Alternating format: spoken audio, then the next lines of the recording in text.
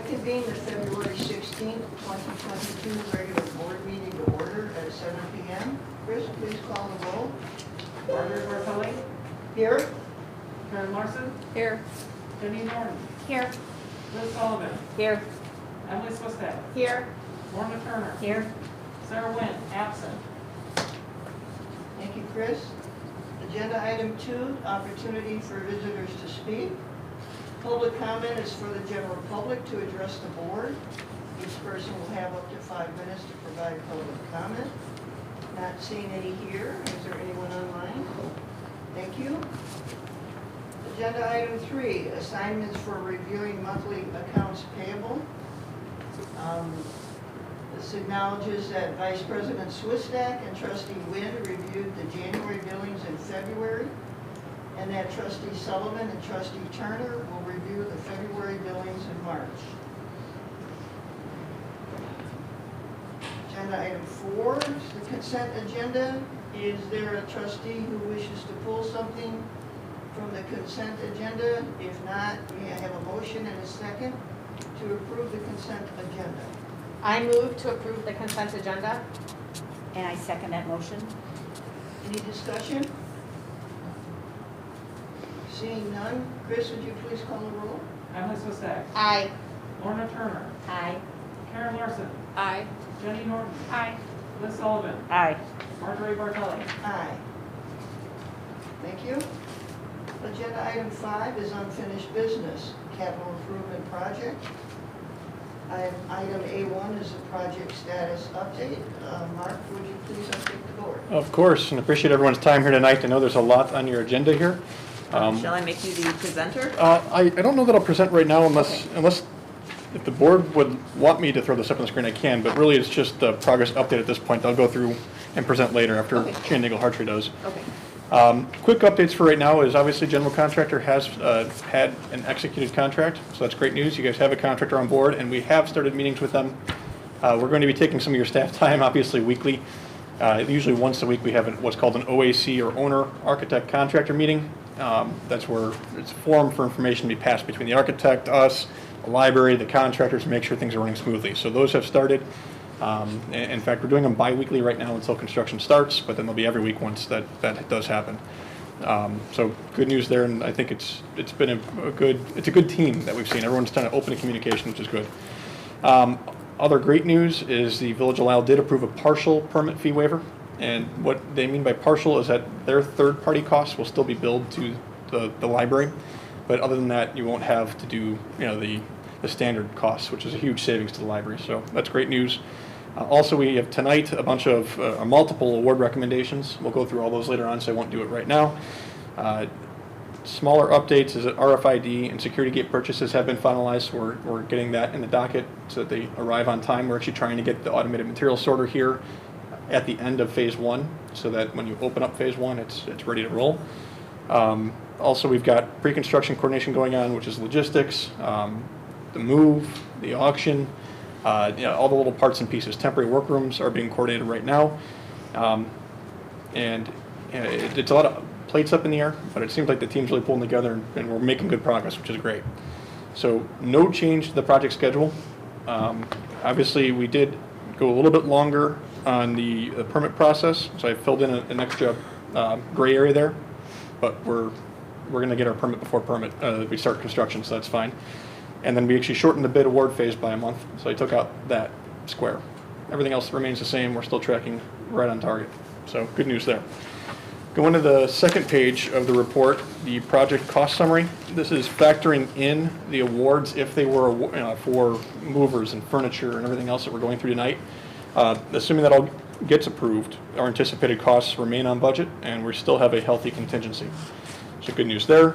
If there's any questions on that, feel free to fire away. Upcoming activities will be a pre-construction meeting for the abatement logistics. We'll talk about that a little bit later on today when we ask for a partial library closure for 2 days.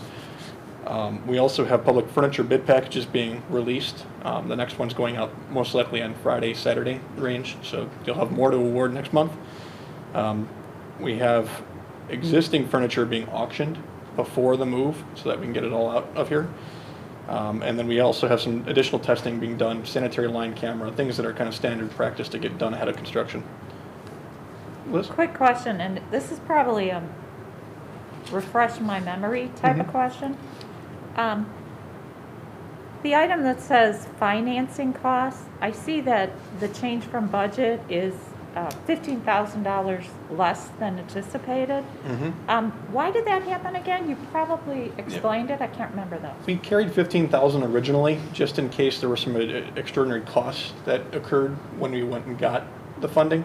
Okay, The plan all along was to have the costs covered by the term of the debt, okay, and as a result, the best case scenario happened. It was all covered by the term of the debt, so we were able to release that funding. That was really a worst case scenario planning effort. okay, and then, again, this is probably something Mhm. you covered, but I forgot. At the bottom, or footnote number 3, what are BRI costs? Builder's risk insurance. Gotcha, Yep. okay, thank you. Sorry, I should have put that out there.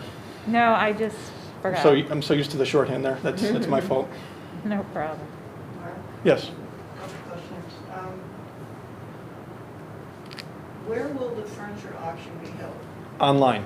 Online? Yes. Okay. Not having any experience in this, do we have any kind of a feeling what kind of outcome we might have? The best outcome is that every piece moves for a penny. Because that means you don't have to pay, that means you don't have, the library doesn't have to pay to dispose of it. Or some other means. That's really what we're trying to do is, so we were just talking about it up here on the side is, there's a little box to fill in when you fill out the inventory and it says, do you have a minimum bid amount that's acceptable? And I think the standard from the auction company is $1. I said, don't raise it because it's going to cost you more than $1 to get rid of it later on. I don't expect everything to sell, quite frankly. A lot of things won't sell. It's just a matter of there's a glut of furniture out there right now. We're trying to sell as much as we can, and if we can get a little bit of money, then great. If not, then so be it. So this is the auction house has been used by other libraries in the past. I think they have a following of people that they follow when the auctions occur and they look at it. It's not going to be big dollars. And then, under item C, footnote number 4, I noticed, is the moving award in E300 fixtures, furniture, and equipment? Yes. Okay. So previously we had that cost split up a little bit because I didn't want to put it all on moving. So that we had up in E200.1 building construction, we had, and we still have what's a line item called phasing. And it was an allowance for, if we're going to do more in phasing or whatever else. I've taken from that line item and reduced it slightly and put it towards moving.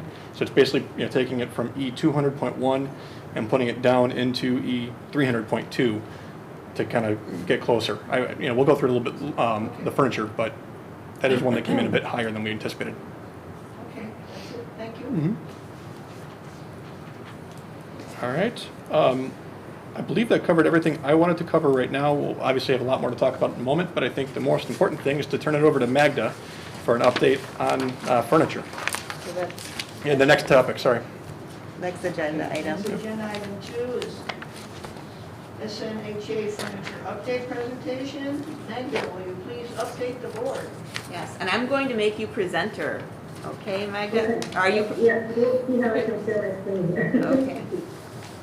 Let me get you going.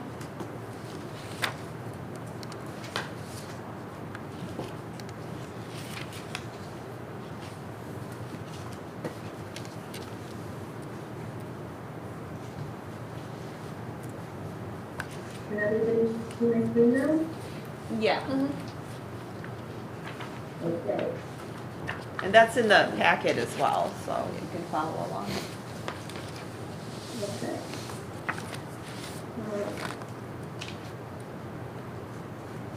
And do you see this kind of thing here with the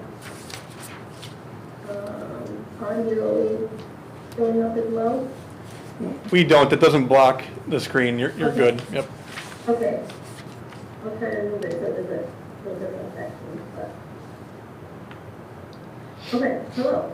My name is Magda Hebel, and you may remember me. I presented a couple months ago interior finishes, and I'm also the person in charge of putting together these furniture packages.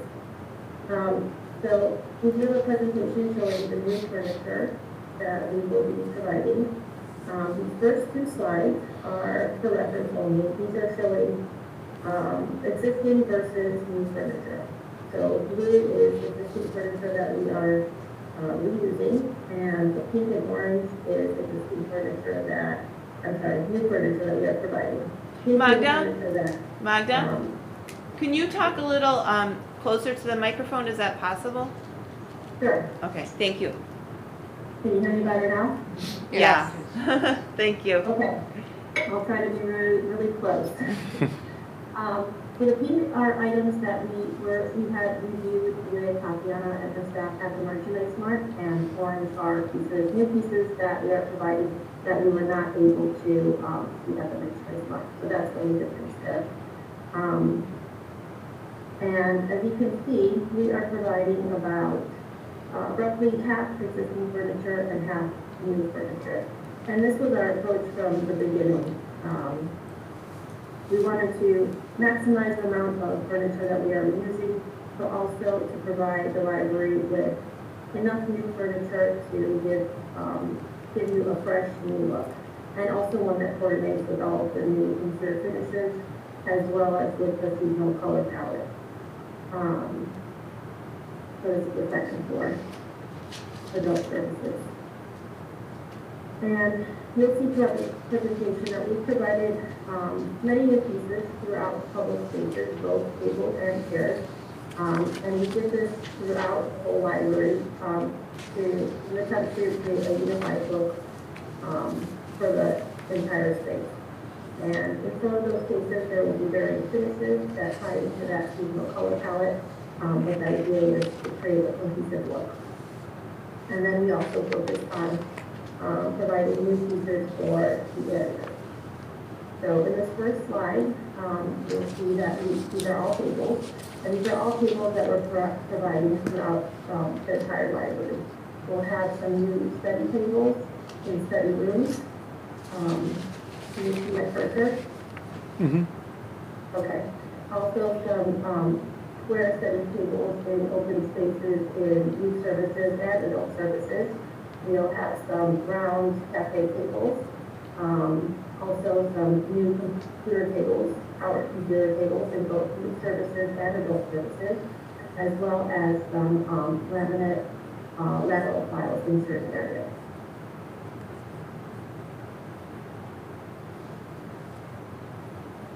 And you can see these pieces shown highlighted in yellow throughout the first floor plan. So coming in at the main entry in the lobby, right south of the lobby, we have two new study rooms. This is where we're providing new study tables. In youth services, we're providing those square study tables in that space as well as a larger power computer table. In adult services, we have those square tables in the new gallery space. And then we have some round cafe tables in the lounge right outside of the meeting room, as well as in the staff lounge. And in this study room over here, we have provided 6 new lateral files, and these are dedicated to Friends and Women's Club. At the second floor in adult services, we also have 2 new study rooms, and we're providing study tables in those rooms as well, and 2 large powered computer tables near the adult services service desk. And then we have some square study tables near periodicals, as well as new tables for the low-vision reader and microphone reader, and an additional lateral file for that space as well.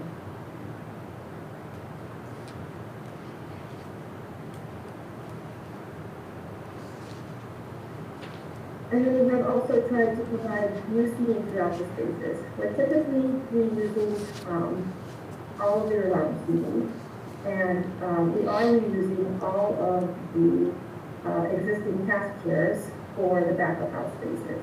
But we really wanted to provide all new seating for the new service desk, as well as some new guest chairs in a couple of key areas. So on the top left here, this is the guest chair that has been, I'm sorry, the task chair that has been selected. We looked at many options with Tatiana and her staff at the Workspace Mart, narrowed those down to 3 options, and those, out of those 3 options that were delivered to the library, this one was the one that was chosen. And we're providing 2 of these at the youth service service desk, 3 at the circulation service desk, 1 at the adult services first floor service desk, and then 2 more at the second floor adult services service desk. And Magda, correct me if I'm wrong, you actually coordinated getting those 3 to the library, and then they were voted by library staff to make sure it was comfortable and everything else, correct? That's correct, yes. Yep. So, This was the preferred one. yep. And then for the guest chairs, those again we wanted to provide at the service desk. So we have one plan for the circulation service desk. There is no need for a chair at youth services, but then we do have one at the adult services service desk at the first floor and one at the second floor, adult services service desk. And then we are providing those guest chairs in those new study rooms, just south of the lobby. We're providing them also at the table by the new gallery space, as well as in the staff lounge.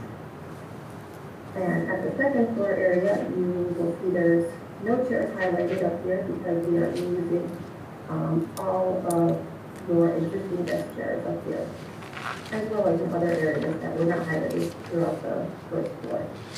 And this guest chair that you see on the left here, this is essentially the guest chair that we are providing, except this one is showing a wood seat back, and we will provide one with an upholstered back, and that will provide some kind of comfort. And this chair was also sent to the library, so I hope you had a chance to test it out.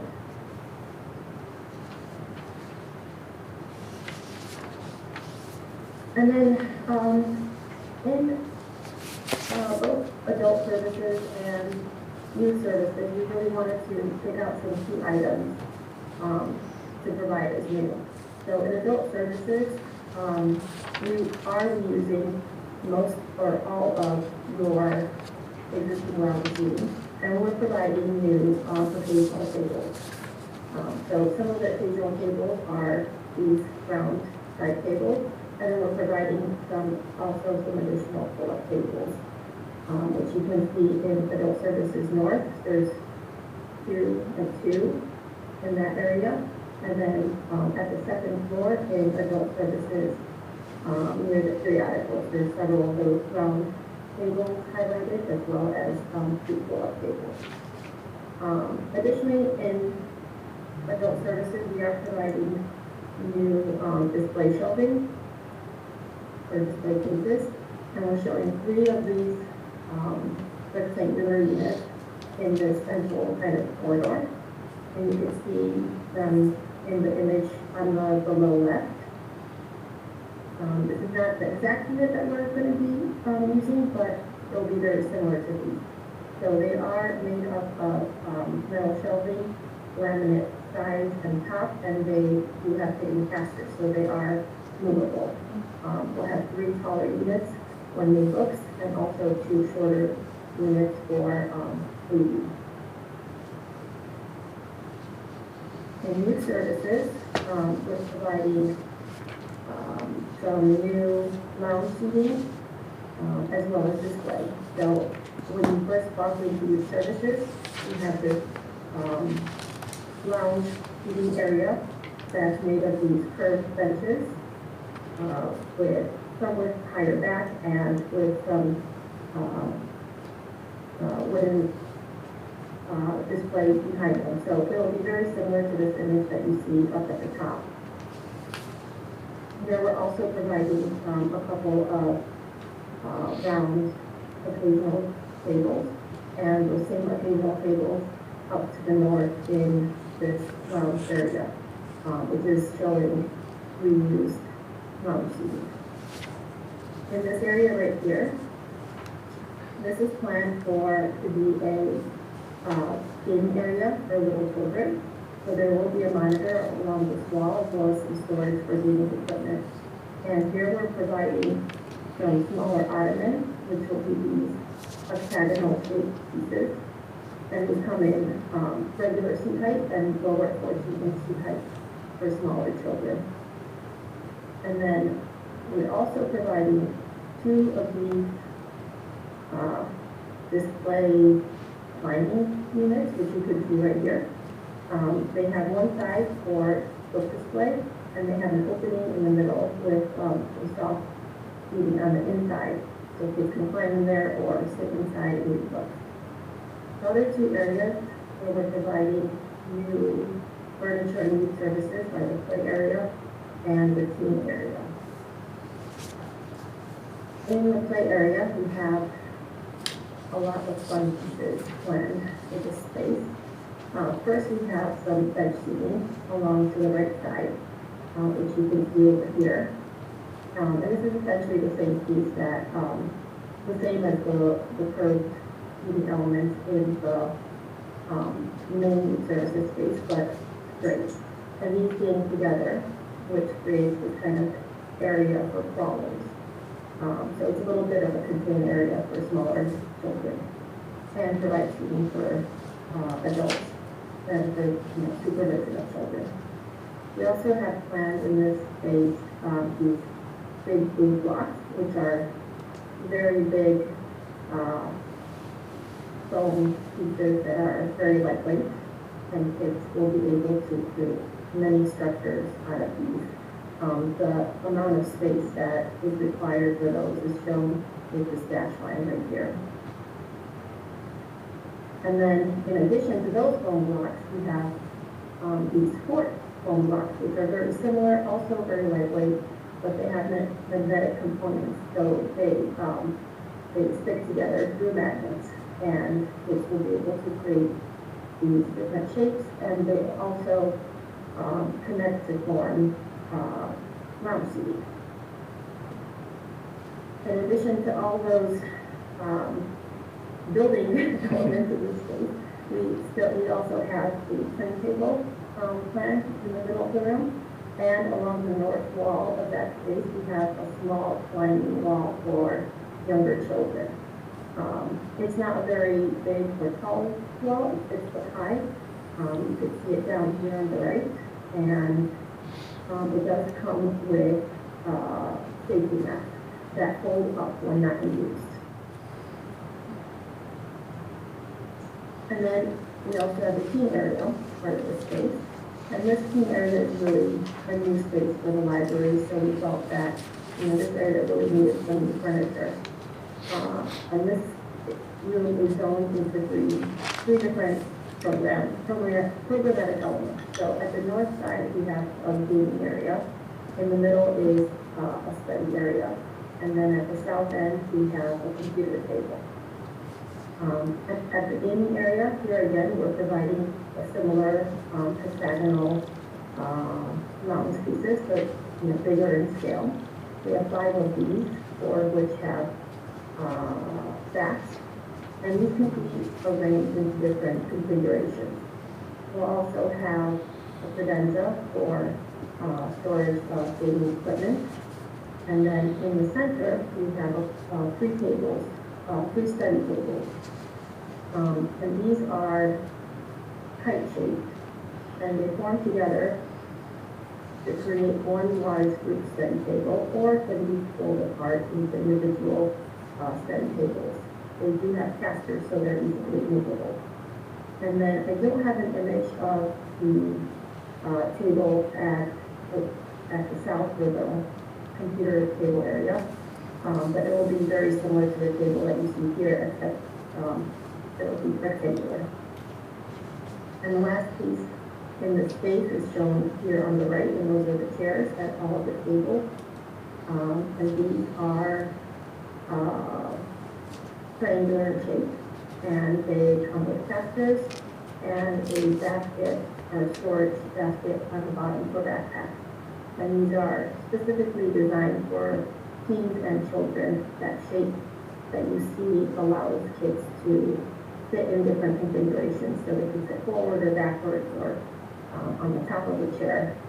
So they have a lot of options. And then the final area where we're providing new furniture is the outdoor terrace. This also is a new space for the library. So we are providing all new furniture in here. We have 3 dining tables shown with 4 chairs at each of those, as well as a lounge table and 4 lounge chairs. So you can see all of these on the right. They all come with metal legs and wood. Each back and the tables have wood tops. And they will, these images show them all different, but they will all be matching and will look similar, will look very close to this chair image here. And that is the end, but I wanted to also point out that what I don't have shown in this presentation is shelving. And shelving is a big part of the furniture package. So I will go to back to these first slides. And I wanted to point out that, we are using a lot of the shelving, almost all of the existing shelving. We are supplementing in certain areas as needed, but it's very minimal. At the second floor, it's all new, all existing shelving. But we are providing all new end panels throughout the library. And where we have lower shelving, we are also providing tops for those pieces. And that's it. Does anybody have any questions? Magda, this is Trustee Bartelli. Where will the power sources be for all of these tables and setups? If people need to charge or just plug in? So the computer tables that we have in youth services and adult services, they will be fully powered. We are providing new floor boxes for those. And they will also have some additional power in the raceway for people to plug into. But all of the other tables are not powered. They are located typically along the wall where we did provide additional power. Thank you. Good. Anyone else? Trustee Sullivan has a question? I don't know if it's a question for the furniture or just for the outdoor terrace in general. Have we allotted for the outdoor terrace to have Wi-Fi coverage? Yes. Okay, great.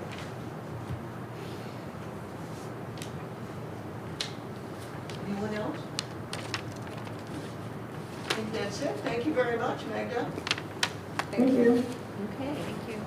So do we need to make Mark presenter? I don't know if that's on your end or my end. That's fine, and Magda, if you can hang on for just a moment too for the next agenda item. Great. Okay, let me see. Does Magda have to quit sharing?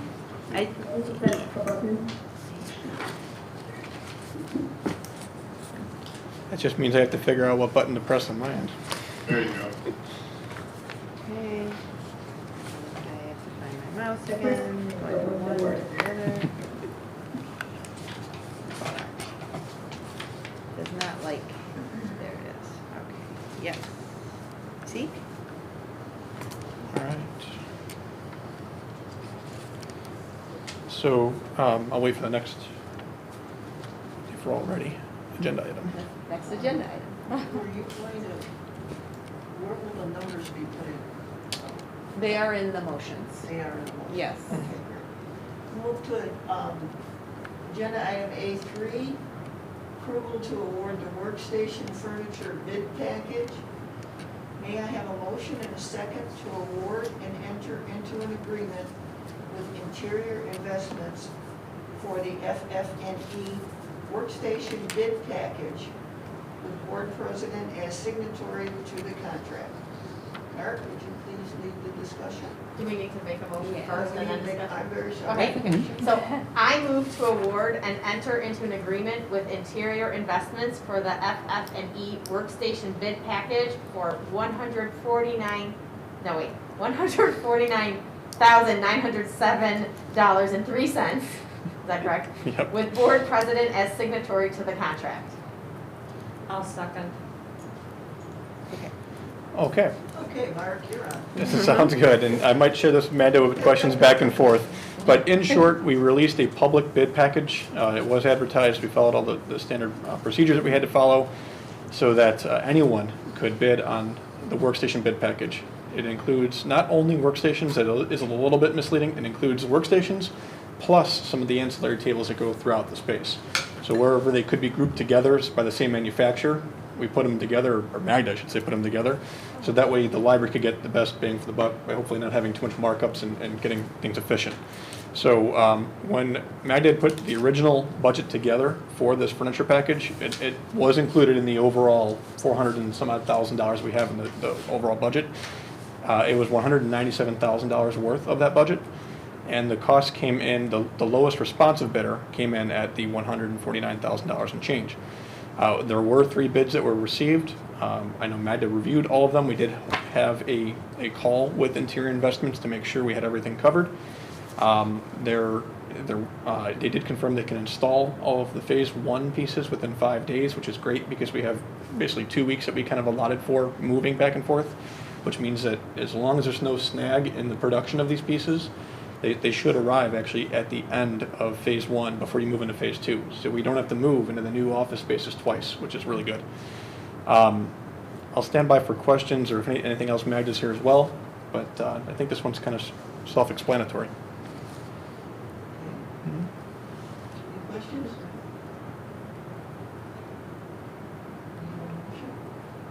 We have a motion. We just motion. Okay. Roll call? We call roll. Yep. Yes. Ellis Stack. Aye. Karen Larson. Aye. Jenny Norton. Aye. Liz Sullivan. Aye. Lorna Turner. Aye. Marjorie Bartelli. Aye. Thank you. Motion carried. Agenda item 5A4, the title company escrow and payment process. May I have a motion and a second to enter an agreement with Chicago Title and Trust Company for construction escrow trust setup and payment dispersing? Yes, I move to enter into an agreement with Chicago Title and Trust Company for construction escrow, trust setup, and payment dispersing with a $1,000 initial setup fee and $400 per draw. Second. All right. So I'll say, unless the board needs them to stay, I would think that Eric and Magda, if you guys needed to bow out, unless you wanted to stay for all of these, and maybe the groundbreaking ceremony topic. But, That's all right. All right, thank you. Yeah. Thank you. Thank you. All right, thanks.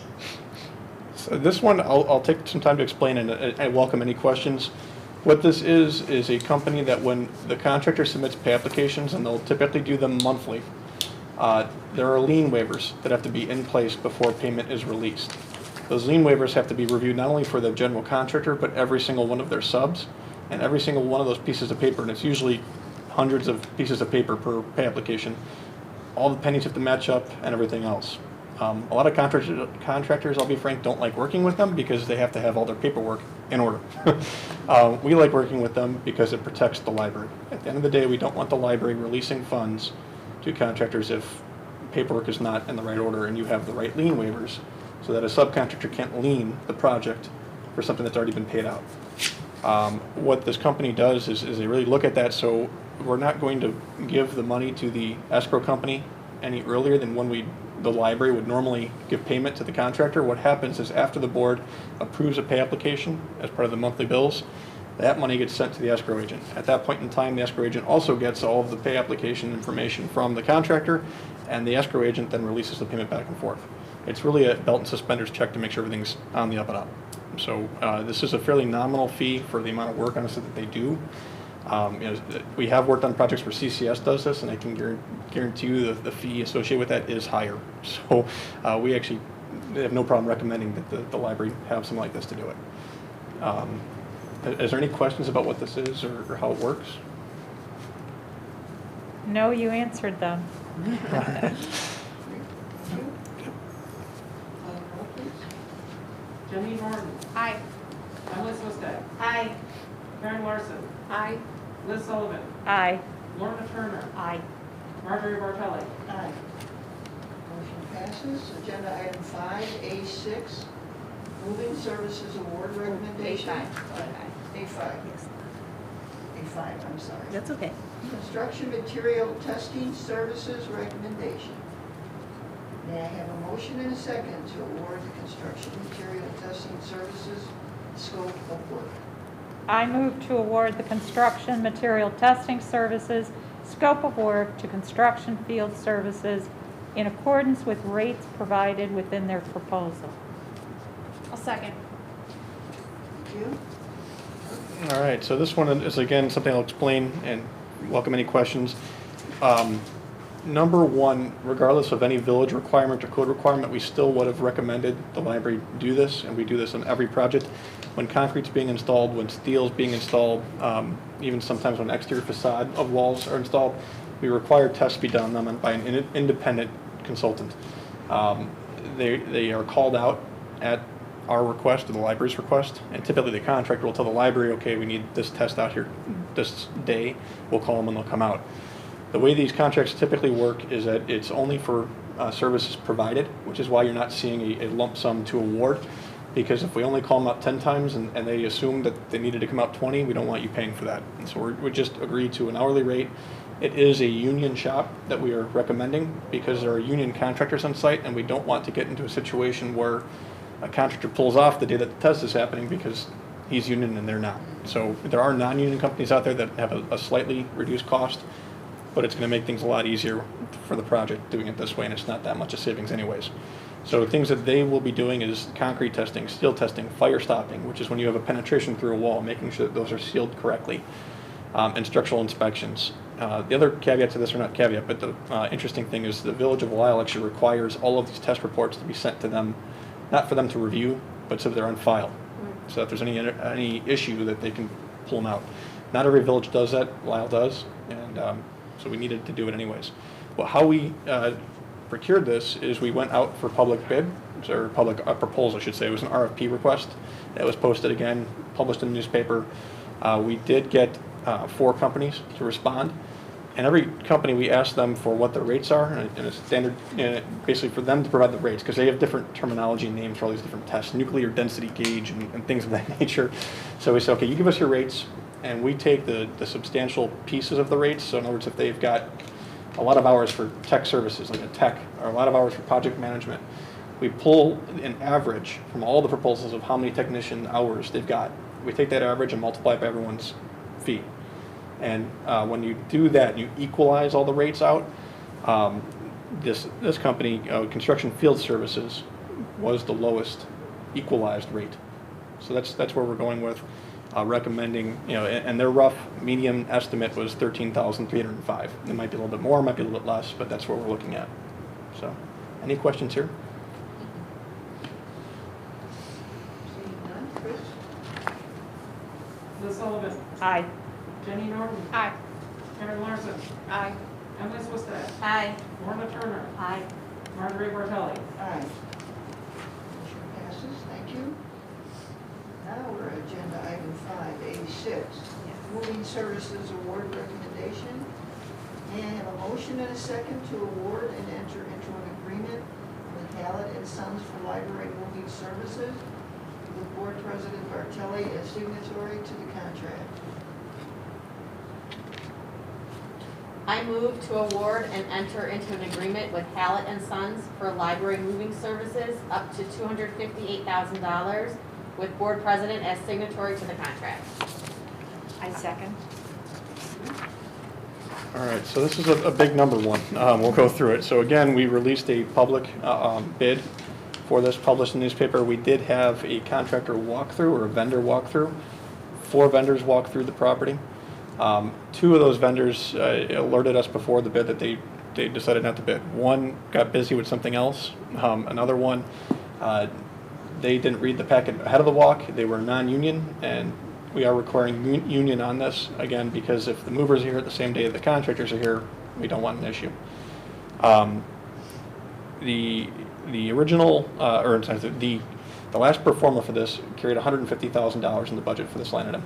We also, separate from that, carried $100,000 as a phasing allowance to whether it needed to be used towards something from the contractor, which we've already bought separately, so it wouldn't be from the contractor, or something from, IT needs a little bit of a piece of equipment or whatever else.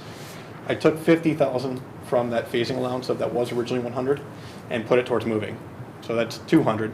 We're at 258. The other 58 really is from savings and other parts and pieces and miscellaneous pieces. So, furniture, for instance, came in a little bit under, so we took a little bit from that. Looking at sorry, I should have had this written down. But, oh, that was right. Construction itself, the bid, came in under. So we took a little bit from that number. All that, we've basically been able to, without reducing the other scope items, afford this. The reason why I think it came in over is realistically how much shelving had to be taken down.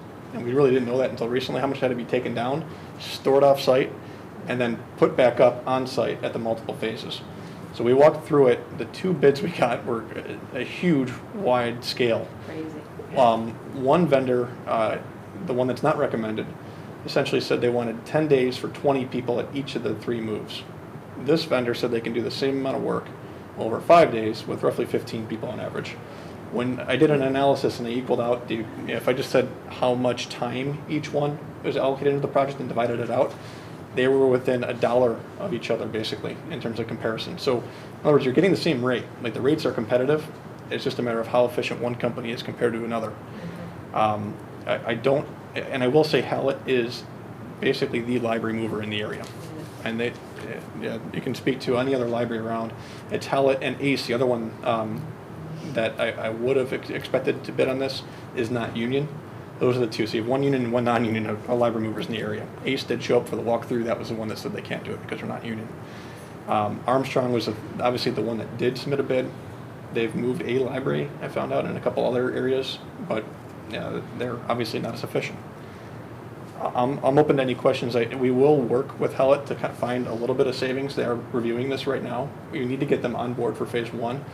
We're looking and asking them to see if they can maybe cut back on some of their supervision hours. That they'll still have a guy here, right? They're the supervisor, but if he's not physically moving things, can they rebate some of his costs? And they did say they're amenable to doing that, so we'll work with that before phase 1 and hopefully find a little bit of savings. Won't be much, but something. So how do you hold them to the 5 days? They come in, they bid 5 days, and really in the back of their mind they're going, yeah, this is really going to take 10 days. How do you hold them to that? So we did ask that question. One thing I glossed over, we did have a scope review call with them to see, what do they want to do here. So they actually said that they believe phase 1 and what their phase 2 moves, so between phase 1 and 2, they actually think they can get maybe done sooner than 5 days. And didn't they say if there was some issue, there wouldn't be any adjustment to the... Any cost. Yeah, there'd be no cost. The one that they're a little bit nervous about hitting 5 days would be the back end when everything's going to move back in at the same time. But that's when really the library has the most flexibility because you're closed, everything's done from contracting. So the short answer is there's not much we can do to really hold it to them because once they start that move, there's such a short time period that you really can't do much other than if they go to 6 days or 7 days, they're losing money. So that it's not to their advantage to do that. And also they are, I guess it does help that they are the library mover in this region. Because if they mess up a library project, it's going to get around. And there's a lot of projects they do with libraries that are not publicly bid because they're not at a certain threshold or it's sometimes considered a professional service. It's arguable. I wouldn't recommend that. But that would get around and things would start to change. So I think the most difficult thing to hear to swallow is that you're spending that amount of money on moving, but, you know, It's in, it's out, it's back in again, and right. it's 2 phases, and yeah, it's which too, I was shocked as well. right. But yes, Lorna, I was also concerned about the 5 days, and if they were to go over, would it extend the cost in any way or anything like that, so. It won't. This may be repetitive, I didn't hear everything. But on page 54, when you compare the two base bids, I mean, there's a huge discrepancy. So the difference is just in the number of months. I mean, Number of hours they plan. Hours, yeah. Hours, yep. So, I mean, 608 to 258, I mean, that just, It's It incredible. may just be that the way they operate and that, you know, they don't have as Yeah. much experience perhaps. I do know, I cannot speak to, so we didn't go through and do it, a full-on call with the high number, because quite frankly, they were so No, high. that's fine. But what I do know from Hallett, and what makes them actually more competitive typically in library moves, is that they actually have what they call a range finder, or a range rover or something like that, where they pick up a whole machine. stack with the books on, and they move it. And yeah. yeah, and it's, you know, that library stack might be 40 feet long, and they're able to pick this whole thing up, put it on wheels, and move it to where it's got to go. And I would think that's a big part of why they have less people and less time. Okay. Any other questions? Chris, roll call, please. Ellis Westad, Aye. Lorna Turner, Aye. Karen Larson, Aye. Jenny Norton, Aye. Liz Sullivan, Aye. Marjorie Bartelli, Aye. Motion carried. Agenda item 5A7, Director and Board of Trustee Change Order Approval Thresholds. May I have a motion and a second to approve change order thresholds and procedures? I move to approve change order thresholds and procedures as follows. The library director may approve change orders which increase or reduce the original contract price by $9,999.99 or less.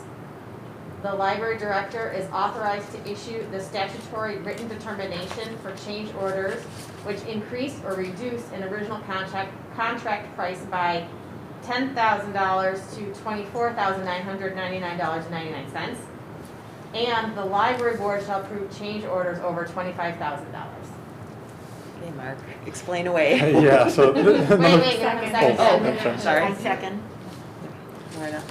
I'm sorry, who's second? Lorna. Lorna. Thank you. All right, so this is another fun one, but this is one that we really push to require the board sign off, and everyone knows what's going to happen here. So, number one, there is a statutory requirement in here that we want to follow and make sure we're doing things by the letter of the law. And that's why we have this break between $999,099 to $10,000, because at $10,000 and above, you need to have a written determination. It's not much, you just need to have something in file if someone were to FOIA you or whatever else, that the change was needed, that it doesn't change the original contract terms, essentially, and that it's in the best interest of the Lisle Library. So not much there, but we need to have that, and so we put that in writing that we're going to do that.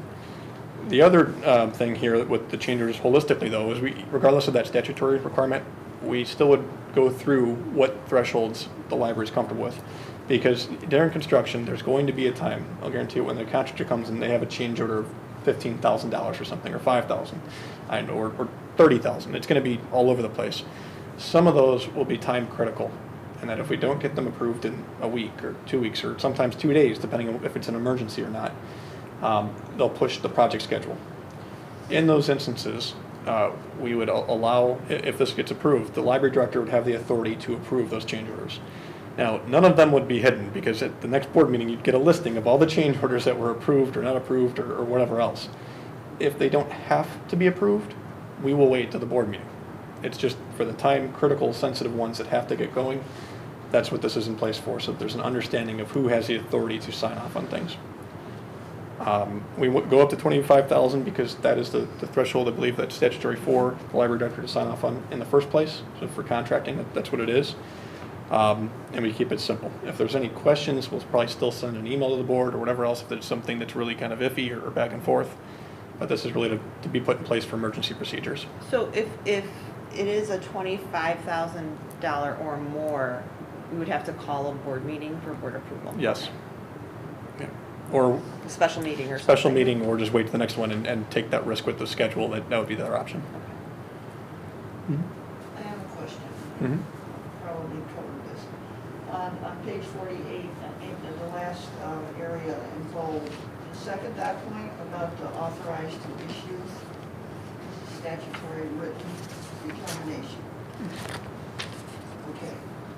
That doesn't mean you're approving, that's up to the 24,999. Correct. But no, you're not approving it.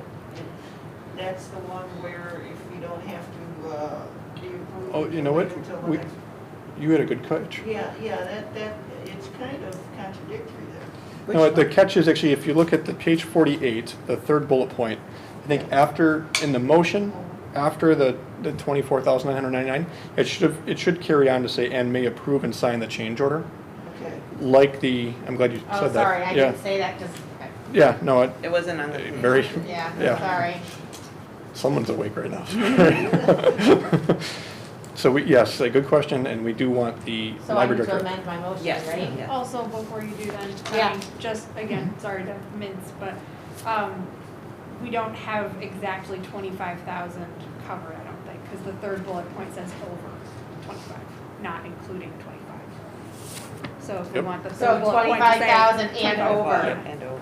Just like the Not bad there. original No, one good was point. Yes. 999,999 cents or less, okay. We'd have to make sure that all the change All orders right. are there, 1 penny below or 1 penny below. Okay, Yeah, I'm not good at math, but that didn't. okay. So should I amend my motion right now, or is there more discussion? That's all I have. I think we need to amend.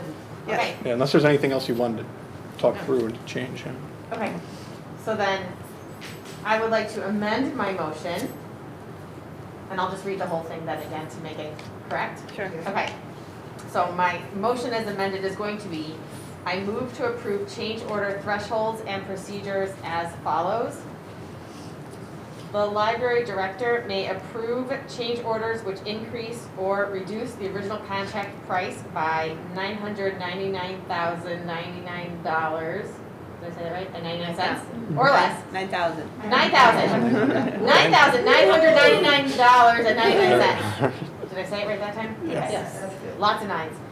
The library director is authorized to issue the statutory written determination for change orders which increase or reduce the original contract price by $10,000 to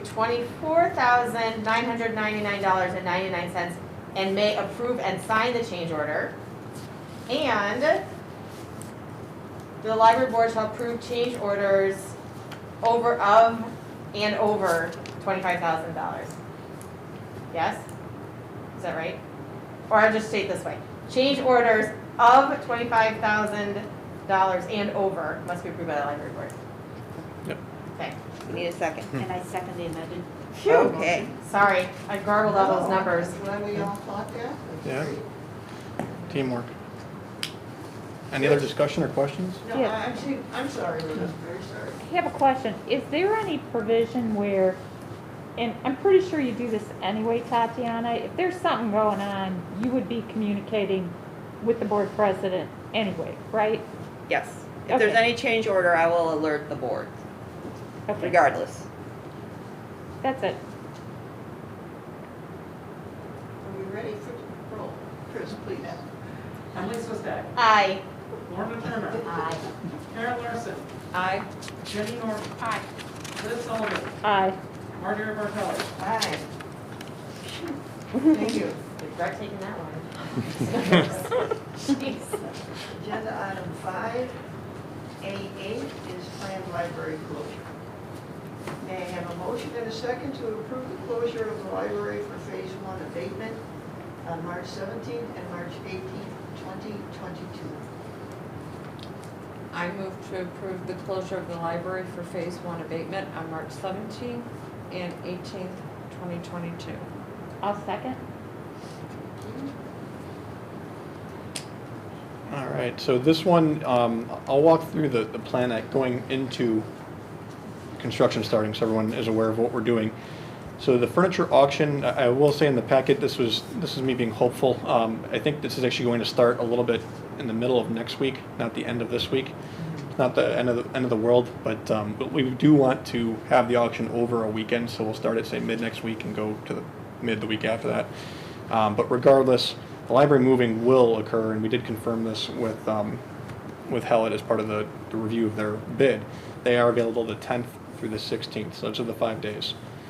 There would be no work on Saturday or Sunday, so the library will be in a state of flux. It'll be open, but it is in a state of flux during that time period. And they can move, and they will have supervision on site to kind of watch over the books as they move, or caution tape off an area and say, okay, this area just don't go into for the next hour or 2 hours. But they were comfortable in being able to accomplish the move for your phase one without a library closure, which is great news. I was a little bit nervous that we'd want to close it for a day or two, but I said, yeah, we can get it done. So that being the case, the only closure we would need at this point would be for the abatement. And that's because they have to lock the doors, seal the doors, tag the doors so that they know that no one's going in and out when there's small areas back of house, realistically, for phase one that are being abated. These are the floors in the back of house area. The work actually might occur over 3 days, but the first day would be some demo work of areas that are not being abated, like some shelving that's over the floor. And then the last 2 days would be the actual abatement. And that's just a requirement to follow environmental regulations, realistically. So it'd be 2 days, and then construction would start on the Monday after that. So the library would be reopened for the weekend and would continue being open all the way through construction starting. Again, the contractor, we've reviewed this a number of times with them. They feel that they can put up the temporary walls. We'll have noise. You're going to have some disturbance like that. But when they're going to build a temporary wall, they're going to put up some plastic sheeting, and they'll tape it to the floor, put it up against pressure against the ceiling, build a temporary wall, and then take that down. So we'll have some areas that we have to kind of work around, and noise and inconvenience, especially for staff. That's really what it's hardest on staff, to be honest with you. Besides the limited collection to patrons, staff get the brunt of this.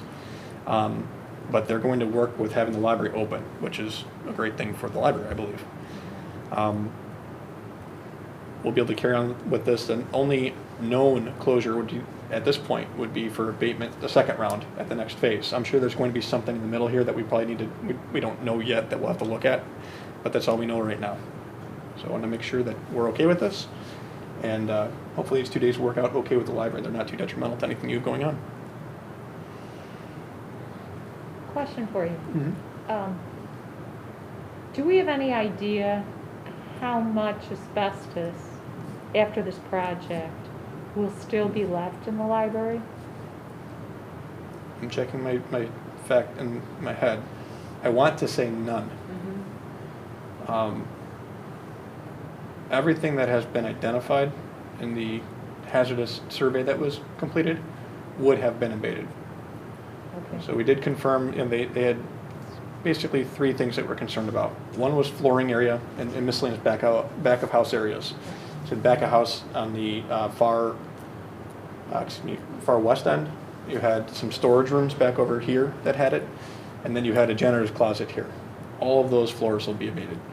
And they're small areas. Yeah. They're like small closets that never got touched since 1980. So. Right. They also flagged potential something in the roof and something maybe on pipe wrapping, but after further analysis, it was determined that those areas do not have anything. So you'd be left with nothing theoretically. That's great. Lorna? So what happens, you're auctioning off the furniture. I'm assuming some of the staff furniture will be auctioned off too, to be replaced. What does the staff do when their furniture has been auctioned off and they have no place to sit? So the staff that were, the furniture that's being auctioned off for staff is the furniture that would have to move as part of phase one. We'd coordinate that pickup date to align with the moving dates. So at that point in time, we're starting to set up the temporary office space in here. So you'll have the furniture. Right. Okay. So and the temporary furniture is what we already have. These would be temporary These desks. tables. We're reusing a lot, and the Yep. chairs, we're not auctioning off the chairs. The staff are reusing their chairs and all that. Yep. Just curious. No, good question. Anyone else? Just having to go with the closure of these 2 dates, what kind of notice, if any, can we give to the patrons? We will do this by social media, we'll do it in signage throughout the building. We can go on next door, we can do through rails, so people at other libraries will be able to see that we're closed as well. There are some people that aren't aware that if you have a library card here, you can use another library. When we post things on the building, do you think it would be appropriate to let them know, hey, you can go to another library in, on the actual posting that we put on our library? I can do that. Okay. I know that some people who are not on social media might be upset if they come here and they are just, expected to be able to use the library. Might there be time to get it in the next newsletter or the one right, that covers the days in March? That's already out. Oh, okay. We have such a our lead time for that is a month prior, yeah. But we can do the e-blast. Yeah. I know it's another digital way, but we can do that too. I'm just curious, when do we have our most traffic, during the week or on the weekends? I mean, why would you choose 2 weekdays? Cost for the abatement company. Cost of the abatement? Yeah, so you're going to pay a premium, time and a half essentially, for the Right. weekend. Okay. Great. Any other questions? Chris? Karen Larson, Aye. Liz Sullivan, Aye. Jenny Norton, Aye. Emily Swistak, Aye. Lorna Turner, Aye. Marjorie Bartelli. Aye. Motion passes, thank you. Agenda item 5, A9, groundbreaking ceremony discussion. All right, we got through the motions, so thank you. We're good there. We wanted to bring this up because we can coordinate a groundbreaking. Obviously it's a big moment in the library's history that you're going to be knocking down walls and reconfiguring where your entrance is going to be. It's going to be essentially a new library when you open this up. So the question is, do you want to do an event? And it could be something as simple as you schedule an open meeting for the board members all to come, and you're really not breaking ground necessarily because we're not doing that at this point. I guess theoretically we are putting a new front entrance, so if we want to throw some shovels into the ground outside in the cold, you can do that, or we can look at a wall and maybe take some pictures with some hammers or something. You can do something as simple as that, or you can try to do a public event that you publicize and try to bring people to. It's really up to the library, but we wanted to bring it up now at least, so we at least talked about it before we got there. You could do it at any point in time up until, and even during the first week of construction realistically. You usually want to do it before, because the temporary walls are going up there in that first week. But, so construction starting on right now, the 21st of March. So we've got about a month here if the board was interested in doing something. So I'll leave it for discussion and questions. I put some question prompts on the report, but it's going to depend on how the board wanted to look at it. Emily, would you like to start? Okay, so I wrote some notes in my packet for myself, so I remember what I was saying. So, yes, I would like there to be an event. I think all trustees who want to attend should be able to be here. I don't want it to be something where like, oh, no more than 2 can be here. I want every trustee that wants to be here to be able to be here. I think it's important. We've been working really hard on this, and I think we should all be able to be here. But when to schedule it, I want it to be like at the start of construction, just so it really is kind of like an official groundbreaking. So whether it is us doing a shovel in the ground or a hammer in the wall, whatever, I think it's important to do that at the start. And then for the other questions for 5 and 6, I didn't really have anything to say about that too much, other than the concern with like number 6 then is an extra cost. And so I think since we're trying to keep costs down, that maybe we wouldn't want it to be a big, huge event, and maybe that would be more for like a grand opening after the construction is finished, when we say, okay, the ribbon cutting and all of that, and have that be a bigger event for the community to come to, as opposed to this. So those are my thoughts. Thank you. Jenny? Thank you. Thank you, Vice President Swistek, for going first. Because my gut reaction is I definitely want to do something to celebrate the actual reopening. But I don't feel anywhere nearly as strongly about the need for a celebration now. I'm merely looking for if there's a consensus here and if we feel like staff and other people who've really put a lot of the work in are yearning for that. My concerns, not so, cost is always a concern, but I know we would be careful with that. I also just think for everyone's time, with the renovation itself to now add on another to do on top of that. And again, to me, that feeling of when should we really be celebrating, to me, I want the finished product. I'm comfortable holding off until then unless the majority here and the majority that are deeply involved in the work are looking to celebrate something at a groundbreaking point. Karen? Yeah, I agree with a lot what Emily had said. I think we should do something the day the construction starts, whether it be hammer or shovel, whatever. It doesn't have to be anything elaborate, it doesn't have to be anything over the top, but I think, we've worked very hard to get to this point, and yeah. And then at the end, then we can have, something more substantial. Liz? Well, I'll read you my notes. Maximum exposure. To include the dates that we're gonna close, so that people can see it coming. And also, if we have any large donors, like the foundation, who have given us, a large amount of money towards the Lisle, I would definitely extend to them a special invitation. I think right now they're probably our single large donor. Maybe if the Friends of the Library, donate to the Lisle as well, I would include them. But I think that there's a lot of people that I'd open it to the public. I think there's so many people who really enjoy the library and want to show their support. And frankly, I think everybody's kind of like tired of the winter. And, to have an event here that's half inside, half outside. I mean, I have a bunch of Girl Scout cookies on order. At the same time, I know I can't eat them. It's not a good thing. I am more than happy to donate them. I'd love to see, punch and cookies. I mean, not expensive stuff, but just, I'd love us to celebrate as a community and still have the other party when we're done. Don't get me wrong. I want 2 parties. So that's it.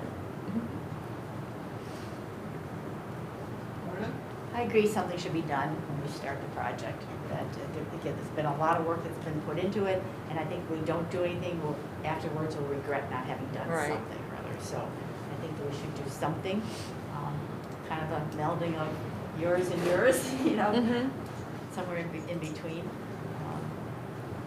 But you It's can a go to moment. Mariano's and get a cake pretty reasonably, and things of that sort. So It's a momentous occasion.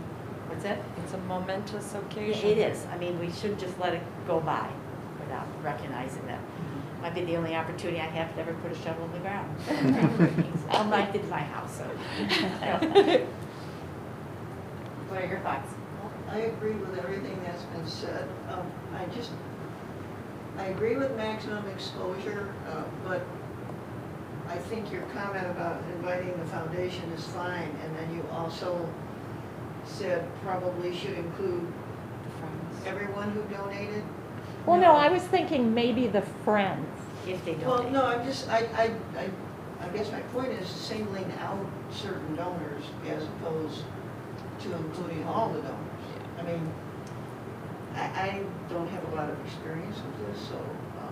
So here's a question for you, because right now we're talking about the donors for the Lisle, so then wouldn't that be something then for like when the Lisle is installed, then we would want those people to come as opposed to the That's a groundbreaking for the great idea. construction, which is a separate thing, That's a great idea. right? I mean, I kind of feel like they're different. I like that idea. Well, the reason I would, now that you're saying about inviting all the donors. It's kind of like the people who have donated to a project are probably strong supporters of the library. So I would think, since we're gonna, in my mind, we would ideally make it an open event. And if we do, I would think the donors would be invited because they'd be part of making it an open event. Now, if we issue them special invitations or not is, I would think, that's up for board discussion, but they would obviously, everybody, if we make it an open event, which would be my preference, everybody would be invited. Well, there's a thought to waiting until the grand opening for everyone versus the shovel or whatever we call it to the trustees, the director, and the staff, I think including maybe the department managers. That's your call, don't want to offend anyone. And if all the trustees are there, then it has to be publicized in an open meeting, right? So anyone could come. Exactly. It just necessarily wouldn't be a formal event, right? So, I have a couple thoughts. Yeah. Okay. I imagine that well, first of all, I want to see you all with hard hats on, so that's number one. But yes, we have to follow OMA, the Open Meetings Act, if we're going to have more than 2 trustees. And I would imagine, since phase 1 is going to happen down on Front Street, we would have the shovel photo op down near the atrium. I think that makes the most sense. So we could, okay. So is having a meeting, an open meeting, we could have it in the atrium, but I don't know if we're going to be under construction. We might have to time this the day before construction happens, so we could have an event, if we have an event, in the atrium area, sectioned off. So if someone from the public came, we would have that door open, we would do the shovel, we could come in and have our meeting. And it would be, President Bartelli would have to open the meeting, convene the meeting, and then there would be an adjournment as well. So, yeah, one thought on that too, depending on timing, you could do it the day before construction starts if you want to do it on a weekend, for instance. Or the other option is the day before the library closes is the 16th, and that's the night of your board meeting. I don't know if you do something before the board meeting or something. It depends on whether it's an evening or day, but I'm just throwing it out there so you're aware of. That's the board meeting is the 16th? Yeah. Yeah, but we're not going to have it here. Right. Oh, that's right.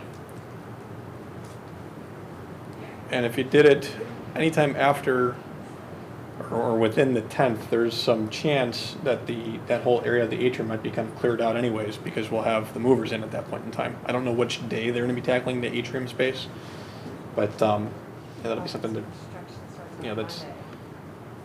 it'll be cleared out for punch or something, or no punch, and just a place to be inside. And so, an event is a fine thing. It's just, this is really, I think, more a trustee event versus invite the entire public event. Would you agree? Yeah, I've seen it done both ways. The only time I've really seen it done and work well when everyone's invited is when there's a big push to get everyone in the library because they're not getting enough people there or whatever reason. If you're not having the big push to get everyone in the library on that day, it's kind of tough because you might get 4 or 5 people, but then you throw this big event and you have 4 or 5 people there. Right. And you can see it from your open house. And the one day we did the open house, you got, 20 people, 30 people, whatever that was. The next time you did it, not many. It was small. I think same thing could happen here. They're going to be looking for the grand opening. And that's really what I think you'll get a lot of people coming here for.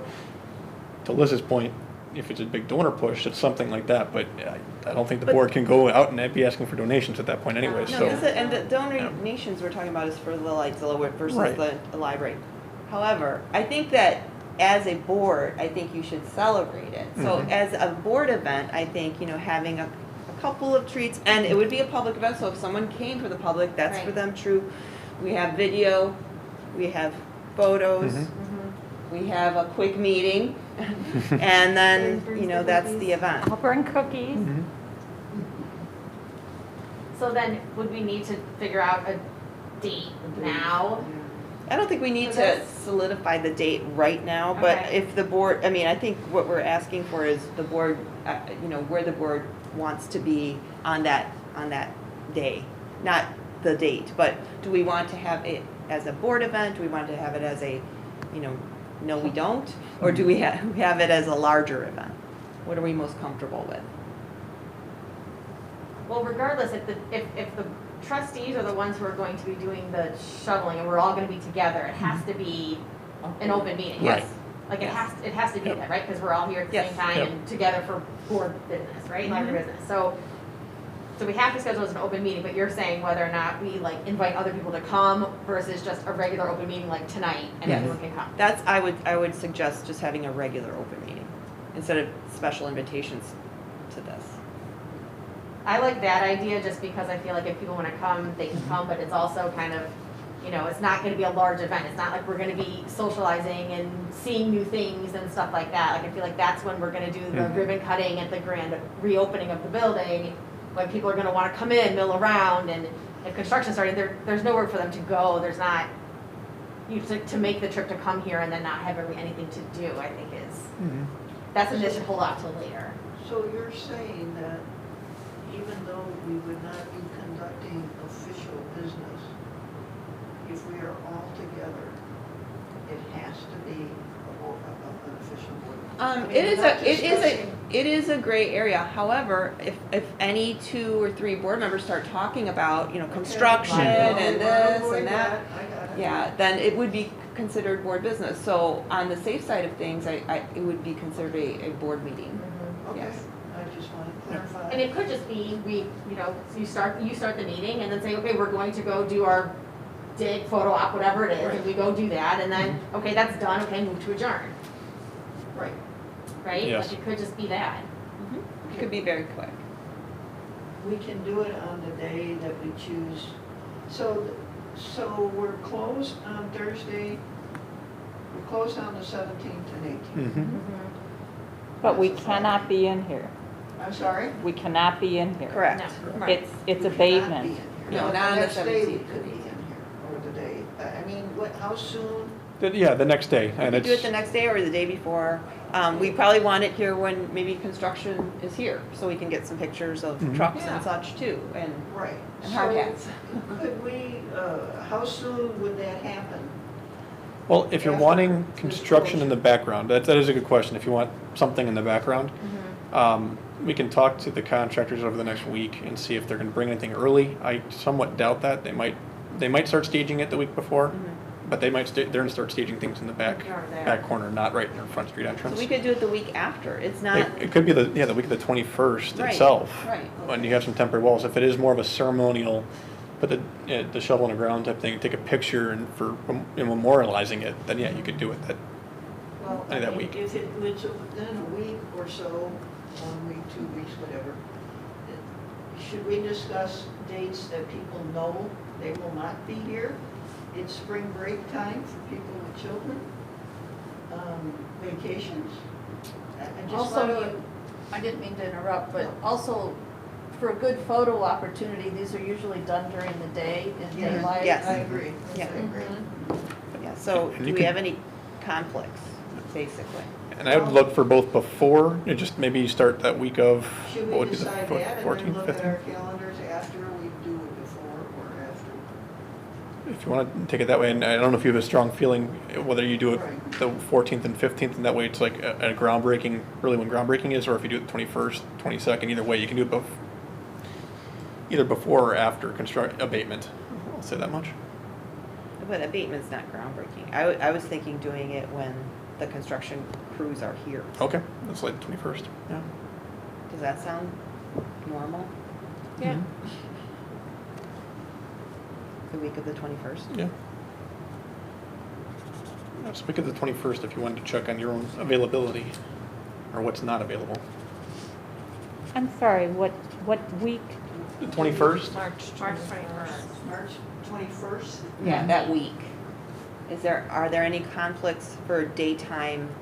It's a Monday. I work 8:30 to noon, Monday, Wednesday, Friday. You work when? I work 8:30 to noon, Monday, Wednesday, Friday. Okay. But yeah, I mean, I'm Park District, so I'm not far, if it's like, We could do like a 2 o'clock. yeah, Yeah, Monday would be better for me. the 21st, Karen? You can do the 21st?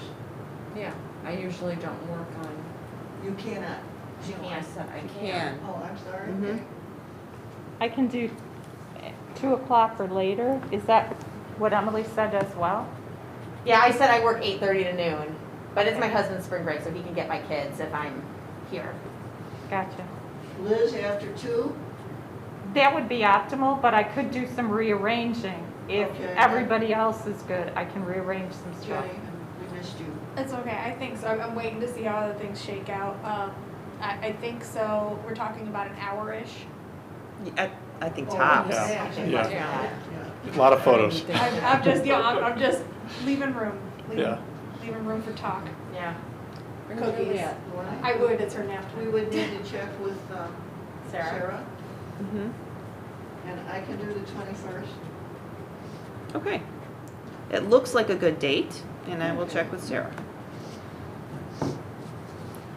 And so I think for coordination purposes, and what I'll tell the contractors to bring at least 8, if not 10 shovels, 8 being all of you plus the director, 10. Hats. Hats. And hard hats, maybe we even order a couple of hard hats and they're not that expensive. Do you want me to bring mine? Do you remember we went out No, to we that- can't have Don't bring those. that, yeah, don't bring that one. Not those. Oh, they have somebody else's name on them. Okay. We went to a Oh. library I don't think so. thing. Rosie's got a hand. Okay, okay, You might no just want to problem. leave it as a token, Yeah. good way to Yeah. draw. Yeah. Yep. A lot of times you'll buy the Yeah, fresh we'll- white ones, we'll you can get put a little label on Okay. it, like a sticker or something that says, Lisle Library, or I love Lisle Library, or something That'd be like that, cool. yeah. Yeah, that'd be Yep. cute. And then our Yep. names on them. There you go, yep. For anytime we come to visit, we'll put our Right. our head on and it's got our name on it. Do you want us to invite Sheehan Eagle Hartree, a person or two from their firm, or not? Most will be here anyways, but we can always invite maybe, the president or whatever else if he's got any interest. It would be more just for the photo op. A lot of those firms like Yeah. doing that. I think that would be Sure. nice for a Okay. photo op. Yep. And as we get closer, we can decide possibly about the publicity as far as, would you normally just let, like, the Daily Herald know that we're Mhm. doing this? Yes, and they've They actually, choose to- yeah, they've reached out. They reached out a week ago for at least an interview about the renovation. And I responded, gave them some dates and times. I haven't heard back yet. Okay. Yeah, 'cause you can do that, you can give a speech, but that sounds like we don't need to do a speech, so we'll save that for the grand opening, right? One speech, grand opening. Come Yep. on, Mark. Yeah. That's the words to say. All right. Record it, and just let me, Yeah. Nice try. well, that's a good start. It's a great start. It's a great start. No, it's exciting. We're getting there. There's a lot going on, and I know Beth and Tatiana are both crazy busy. I'm keeping them busy. Yes. Sorry. No, couldn't do it without you, I'm telling you. That's right. Lots of moving pieces. Awesome. Okay. So, is that it? I think that's it. All Yeah, right. Mark, Thank you I very can much. go home. I will Thank you stop. so much. Yep. Thanks, Mark. Thank you for getting through this. It's painless. Yeah. I gotta close this out. All right, we will move on to agenda item 6, committee reports. Finance, We have not had a meeting. okay, thank you. Personnel and policy. We are going to discuss the director evaluation process, in new business, so I'll talk to you guys then. Thank you. Physical plan Nothing. and advocacy and outreach. We met a couple of, I think it was last week, and the one thing that we wanted to put together, actually for all of our youth, was maybe a couple of light Zilla benefits. So if we happen to be in conversation with a patron, or a friend who happens to live in Lisle and says, hey, I saw this in our newsletter, can you tell me a little bit about it? So we talked about all the benefits, and we basically boiled them down to 5 different benefits.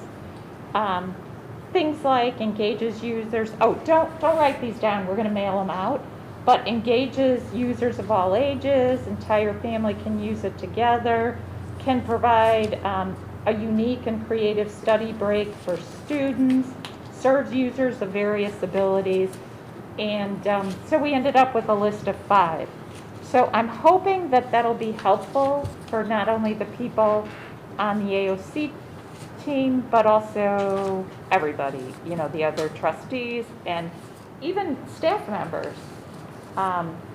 So we'll be, I think that'll go through Tatiana and she'll send it out to everybody. We were very cognizant as we went through, we had a lot of points, we whittled them down to these 5. We were very cognizant of about not offending somebody, whether the child has a learning disability or whatever it might be. We really wordsmithed it so it came out very smooth. And to further that point, we didn't want to claim that this would have a benefit to everybody if it wouldn't help benefit a certain child because of a certain disability. So we were very cautious to make these acceptable, you know, to parents of all types of children. But the other thing I think is really cool is it's going to be like, I think 5 foot by 6 foot. So you could actually have a dad or a mom reaching up here and have a toddler playing with it down here. I mean, you could have a whole family playing with it. So I've got that picture in my head, and I think it'll just be really neat. The other thing that we wanted to chat with and we wanted to kind of get everybody's feeling on is, first of all, we're not proposing to do any follow-up right now on the mailings that have been done because they seem to be doing well. And when we have a minute, I was going to ask Tatiana to give us the newest update on that. So right now, we were just going to hold off and wait maybe a month or so before we talk about any other follow-up if we wanted to do that. But we were thinking about discussing how the board feels about putting it in social media. Do we want the library to put anything in, say, Facebook, say, Instagram, say, Nextdoor? We haven't used social media today. I don't know, does anybody have any feelings about that? That's an avenue we would like to use, but we don't want to do it without, you know, the board's weighing in on it. Feel free, but I was going to ask, may I ask Tatiana, your familiarity with social media, what type we would use? I mean, are you talking like our Facebook page or? Yes, the library Facebook Oh, page okay. or Instagram, because the library right now uses several different Okay. social media. So this wouldn't be like a whole campaign. It would be, and correct me if I'm wrong, Tatiana, what I was thinking when we talked about it, and Lorna, you're on the team as well, or the committee, excuse me. My envision was, you know, one of the posts would be about, hey, we're doing fundraising for the Lisle. I don't think this would be a huge campaign over multiple days. I'm thinking this is, you know, just one post about, hey, we're doing this fundraising. Basically an extension of what's in the newsletter. That information, maybe linking to the website that has more detail. So does everybody, what do you guys think? Is that? Yeah, I think it's one more communication vote, as Yeah. long as it's consistent with what, like, the way it was in the newsletter. It's just, you know, another way to reach people and point them to the same information that's on the website. Okay, great. And then we were talking about, some people have requested an online donation, a way to donate online.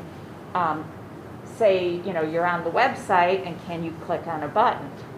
And so we wanted to chat about making that available because people are asking for it, and because it also enables people who might not want to drive down to the library or don't have an envelope, don't have a stamp, don't want to write a check, and yet they can click on something, input their credit card number, and Tatiana's been looking into different ways that could be accomplished via our website. So what does everybody feel about that? I think it's great. Okay. I don't have an issue with it. Anybody? No? Okay. We have that capability. So we're still looking into it. We Okay. have, provided we can do it and do it safely. So we have to be PCI compliant. And this was explained at the Advocacy and Outreach Committees that, right now we do license plate renewals in-house, but people can use their credit card to do it. And there are certain hoops we have to go through to make sure that, again, everybody's transaction is safe and secure. With this option, people could do it from the comfort of their home, which is a different kind of hoop we need to jump through. We still have to go through the PCI compliance, but we also have to be able to track unique donors with the amounts. And when you buy a license plate renewal, there's like set amounts. So like if someone wanted to donate, $53.99, that's different from like having set donors. There is probably a way to just offer certain, like in increments of $5. So I have our IT manager working with our vendor who we use for Polaris and the kiosk, and we'll see where we can go. We just want to make sure it's safe. And if we can do it, if we have your blessing, we will move forward with that. Okay. And then I understand that the last time that you updated us, we were at 45% of reaching our goal. We are, yes. I have it in my director's report next if you want me to wait and I can update everybody. That's all I had for the AOC. Did you guys have anything, questions, comments, concerns? You think we're goofy? Okay, then that's all I have. Okay, thank you. Agenda item number 7, staff reports, director's report. Okay. Well, I'm going to start with a hot topic issue regarding masking. Since the governor's declaration, I have met with the departments regarding the indoor mask mandate expiration date. I've also communicated with other library directors around us regarding masking in their buildings. And obviously, my goal is to make sure that we have a healthy work environment, and that's also for our patrons in the building. We've been very diligent about our health and safety protocols since the onset of COVID-19, and we've been pretty lucky because of the attention we've paid to safety and just disinfecting around the building and all of that. So obviously some staff are anxious about the mandate going away, and then we've got some staff very anxious to get rid of the masks. So it's on me to weigh the staff's concerns. I took everybody's thoughts and concerns very seriously. As you know, there are still a lot of children out there who are not yet vaccinated or can't be yet. I have a few young mothers and fathers on staff, and the library also serves those who are at high risk. We have seniors here in the building, and then we have seniors who work here, and we have got people who are immunocompromised, whether they're working here or who come visit the building. So as of, and obviously staff care about not only their own health, but our patrons as well when we made these decisions. So as of this report, and I'm saying this report, staff will continue to wear masks on March 1st. Now, this might change depending on the trending rates in our area.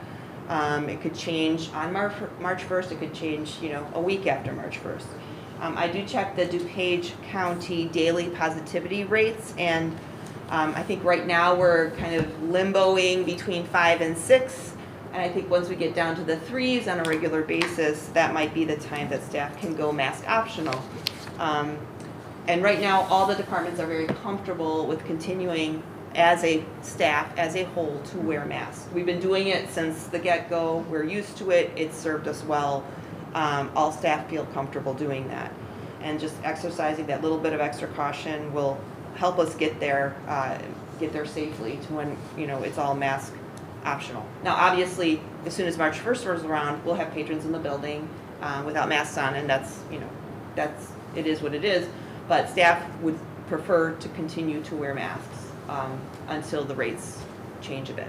Both of my grandchildren tested positive 2 weeks ago. They got exposed at daycare and they both tested positive. Neither of them had any symptoms. So I don't know, they say the younger kids are much more, what do you call it? Resilient. Healthier. So I said neither of them had any symptoms, but they both tested positive. So anyway, we're just exercising a little extra caution. I think it also relieves a little bit of anxiety for staff as we move through this new phase of COVID. Next topic, there is a new interlibrary loan system on the horizon. I met with Rail's Executive Director Deidre Brennan to discuss Find More Illinois. And this system could eventually either replace or supplement our current interlibrary loan system. I do have staff looking into all the particulars of this option for us. It looks like it could save us a little money in the long run. Basically, it's a more automated system and it's more patron friendly and user friendly on the patron side of things. And it takes less staff time to go through it. So we're looking into a test drive of this. Again, I have staff looking into it and calling other libraries and seeing how they do. This is operational in a lot of East Coast libraries, and there's a couple in Illinois that already have started this, but they're just newbies. So just something exciting to look forward to, and if it can save us a little money and make it a little easier, why not? And then, to our very exciting news on Lisle, I have an update to the update in my board packet.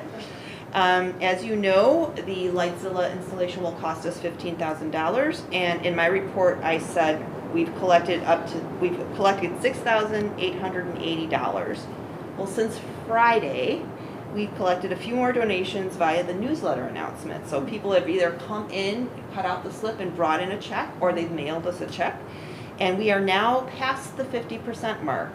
We have collected $8,655. That's about 58% of the way there. So really good news. So the newsletter was a good option. And like I said, people are walking in and just cutting it out and bringing in their check.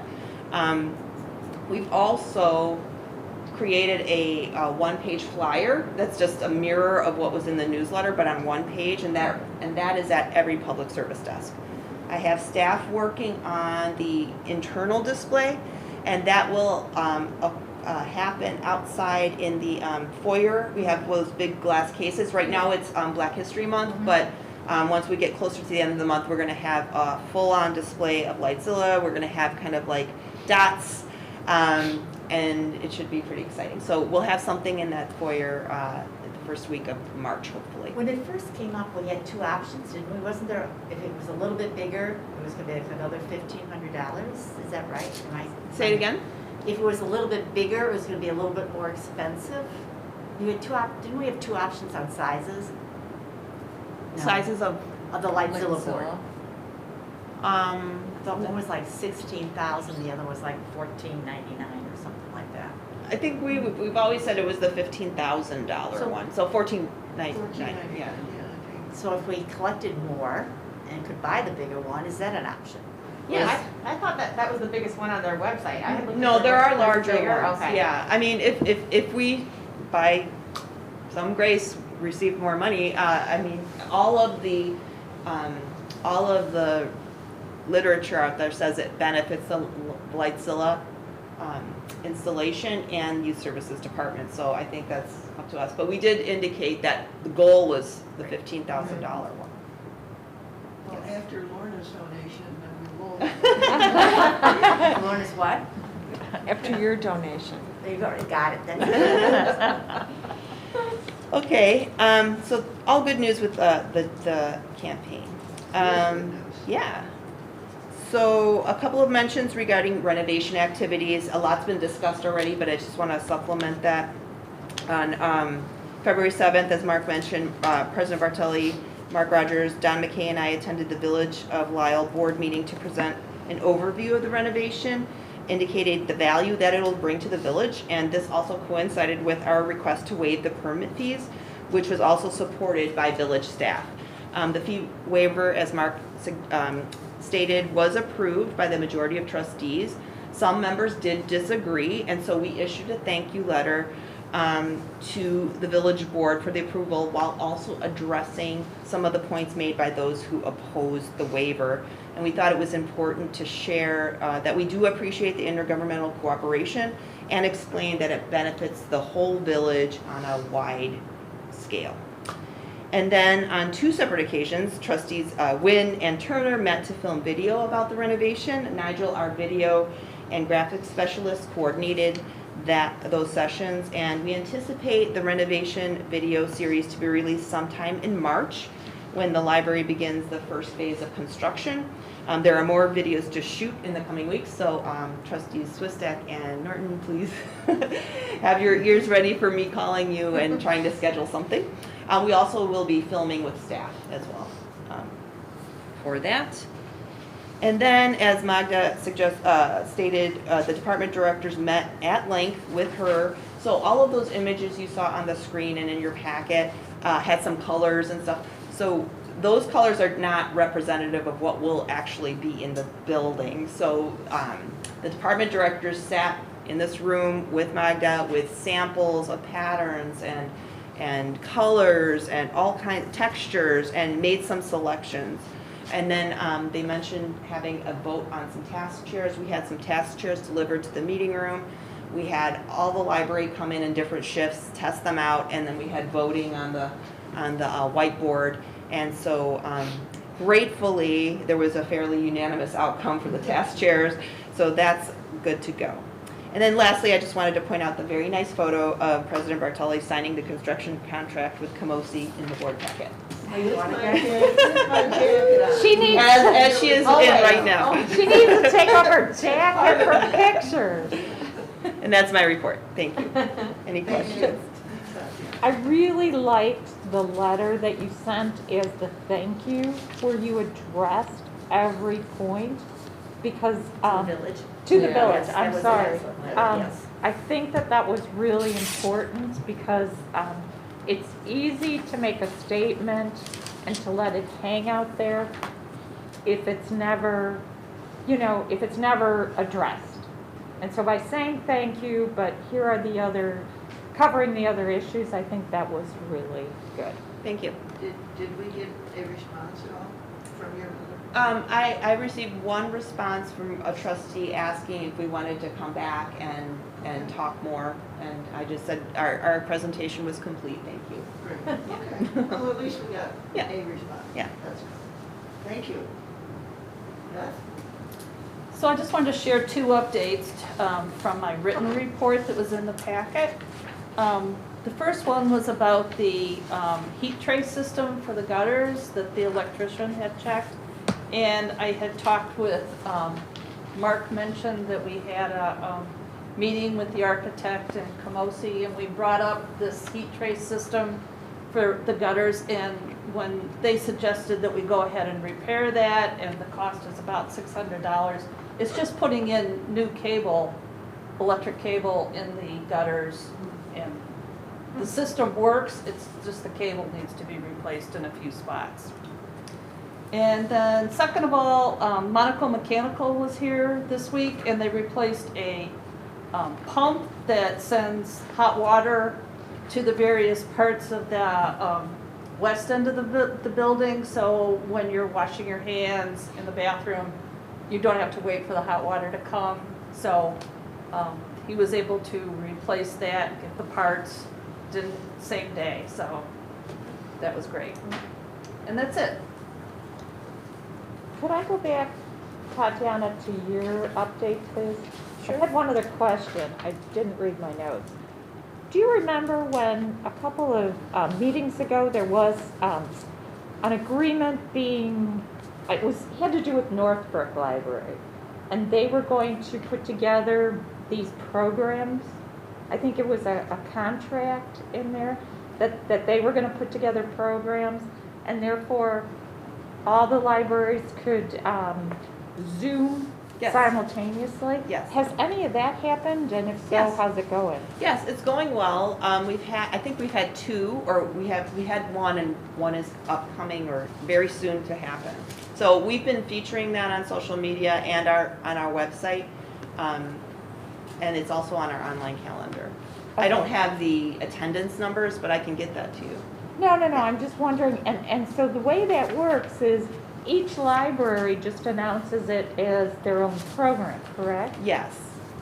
And- But the Zoom is it's a collaborative, all of the libraries are contributing to the cost, but and generally the author will have a Q&A as well, so if you're logged in, you can send a chat, or it's that kind of a session.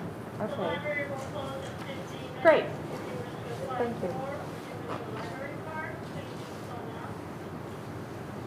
All right, we'll move on then to agenda item 8, the business. 8A is the director evaluation process. And personnel and policy chairwoman Swistak, will you please update the board? Okay, thank you, President Bartelli.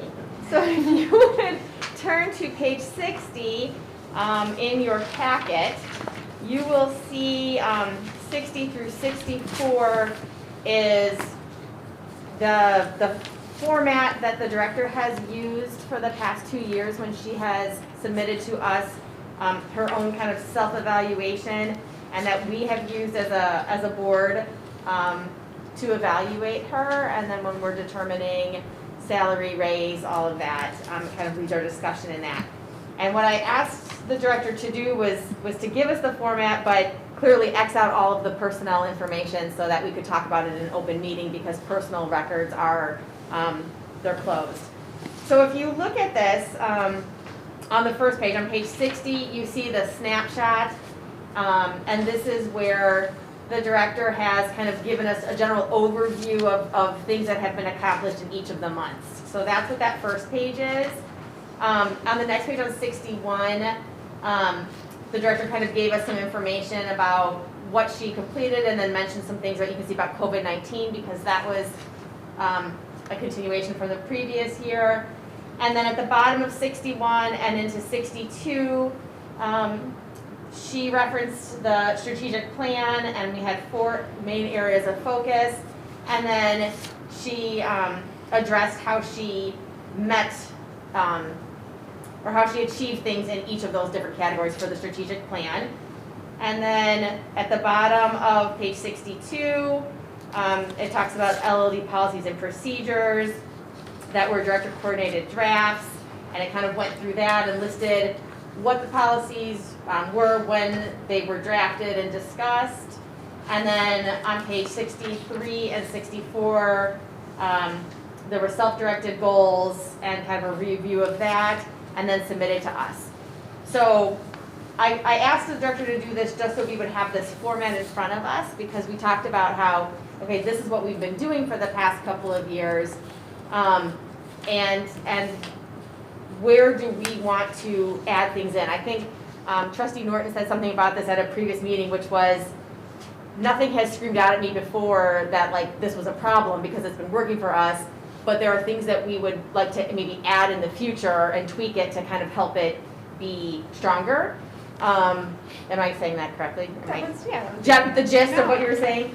And so I wanted to bring this up to the whole board, just so that, especially so that Trustee Turner and Wayne, who's not here tonight, could see what we've been working with in the past, being new trustees to the board, but then also just to remind the rest of us, okay, this is what we've seen.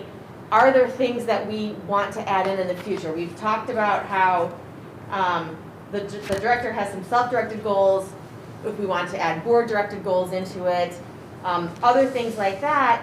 And if you could give me some feedback now so that I can work on some stuff to get together for the next Personnel and Policy Committee meeting. And then at the next Personnel and Policy Committee meeting, the committee will work on kind of getting things more situated, so then we can report back to the full board and have a discussion with the full board again. If that was my plan, that's kind of what I was hoping to do with this. So if anyone wants to give some feedback now, that would be great. Have you ever considered doing a 360 peer review?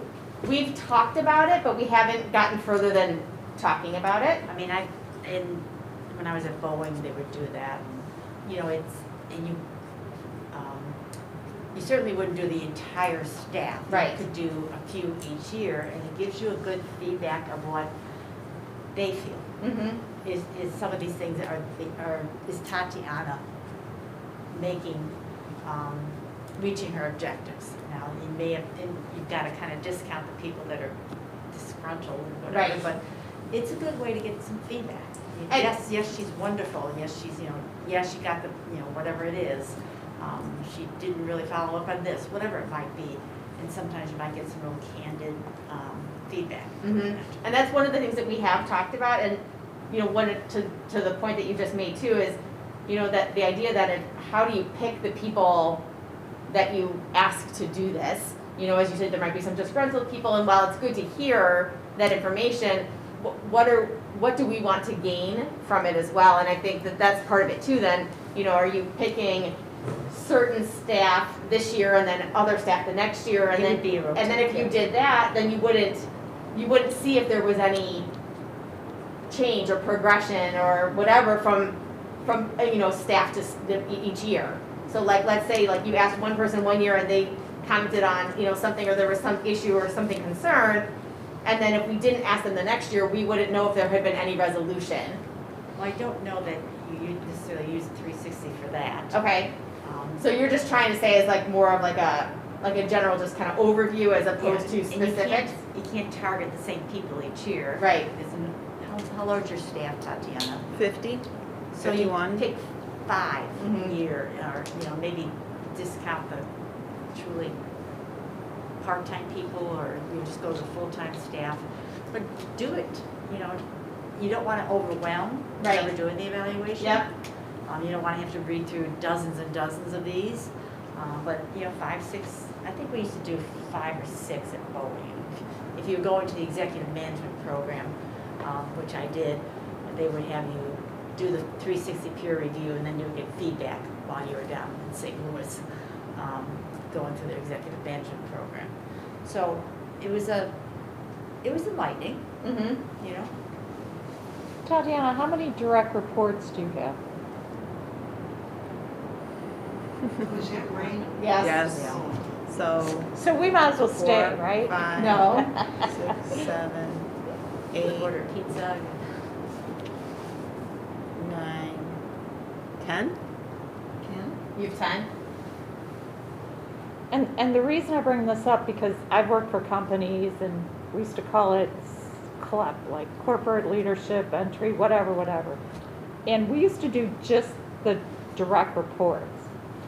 And we did the 360, and then we had the 360, they'd do it, if appropriate, with their people.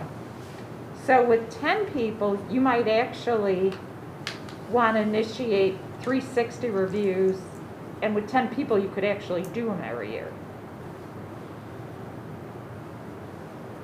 Okay. But you are going to get some outliers, Right. and it's almost like you have to throw out the high and throw out the low. Emily, I have a question. Yes. President Bartelli. Thank you. You're welcome. On, just for example, page 63, the self-directed goals. Mm-hmm. Will we include whether or not those were met? Well, and that's something that we can discuss. I'm So, just asking, and then, Yeah. we talked about this years ago. Yep. When we first got on the board, yep, and there were a couple examples presented. yep. So, I don't know what format, I like this format, I don't see any reason to change it. But one of them included like meet, exceeds, and not met. You know, I don't know if we could get that stringent, but I think with goals, you've got to say whether you met them or not. And to remember, we talked before about, these were self-directed goals, and then also if we were going to provide board-directed goals too, Okay. and evaluate that, That's the which we way- haven't done yet. And not meeting them does not mean that it's a failure. Right, There may have been extenuating circumstances. right. So maybe a not yet. Right, just asking. Yep, We might want to have that discussion Yep. at your next meeting. thank you. Okay. Jenny? I agree with the points that have been made. I do like I should have thought of it myself, really, the 360 reviews. I think those are valuable to the director as well as to the board. When it comes to more of the finer points, which you'll discuss in the committee, hopefully the group has experience with 360 to draw from, but a mixture of direct reports and indirect reports would be good, rotating like you talked about, different years. Also, you might want to consider anonymity so that you can get real, at least the option of anonymity if they want to say it was from them, maybe give them the option. And then those are kind of main points there on the 360. Okay. But completely agree with President Bartelli about what I called high level ratings. You want to connect from the goals to, when we evaluate, to have more of a systematic way of saying, not just a subjective, great or not Right. so great, but to say meets, exceeds, or does not meet. Doesn't need to be a crazy numbered rubric, just, something that we can all point to that's more scientific, for lack of a better word.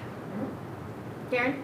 Yeah, I agree with what you guys are saying. I've never been through a 360 peer review, so I'm kind of interested in it. I mean, I think it's great that we have other people you can pick, some direct staff, some part-time staff, and just other staff. Okay. We'd have to develop A a good question. mix, Right. in the yeah. beginning. Right. Yeah, we'd have to create a 360 if we were gonna go that route. The other thing is, the last 2 years, when we've gone through the process and then we've set the salary, we've then said, okay, so this is the salary, and then we've given a bonus. And so, do we want there to be like an extra section that is like merit? So, because I feel like the bonus is kind of under like merit pay, right?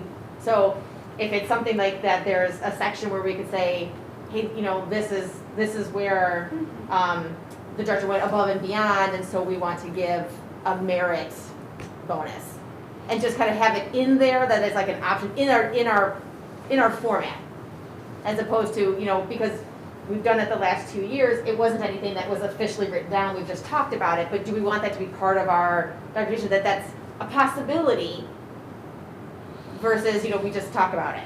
So I don't know how people feel about it. I think it's a great idea. Definitely talk in the meeting about how to maybe better connect the qualitative results of the evaluation to the quantitative decisions that follow. Yes. I think Liz would like to say. Okay, Liz, go ahead, sorry, I was writing notes and I No, wasn't no, looking. that's okay. I'm just, I'm struggling with the way performance reviews are actually moving today is to disengage them from salary and bonus. And the reason that they're moving that way is because the thought process is to use them as coaching tools as opposed to making them to making them, and I vacillate on this one, as opposed to making them so strict that it doesn't give you flexibility. So I'm struggling with making it so constrictive, and I was one that proposed the bonus because there were things that were not predicted, that we could say as a board, you know what, for this year, above and beyond. Mhm. But I don't want to have a section because all of a sudden, when you make a section, Mhm. it's like, well, then you might as well just make it part of performance official thing. evaluation for the year. And I mean, part of our job, I think, is evaluating, okay, these are the goals that were given. This is how the person did. This is the coaching we can give. And then, oh yeah, this other thing named COVID came in. Mhm. And, you know, we're hoping it doesn't, you know, we're hoping next year there's not another thing called COVID. So I'm feeling like you don't mock out something that's for that extraordinary area. Okay. But that's just And how that's, I'm and that's feeling. good feedback to have, so that's something that when the committee meets, we can talk about that and see if that's something we want to include or not when we bring it back to the full board again for our next discussion. Yeah, I'm really sorry I purged all my files from corporate America That's okay. because I've had so much more on this. Does anyone else have any other feedback right now? I like the idea of setting some goals. We've always got goals that are set Mhm. for us. And whether we meet them or not, it depends on the circumstances during the year. Mhm. And, you know, I know that this is a cliche, but I like the idea of them being smart.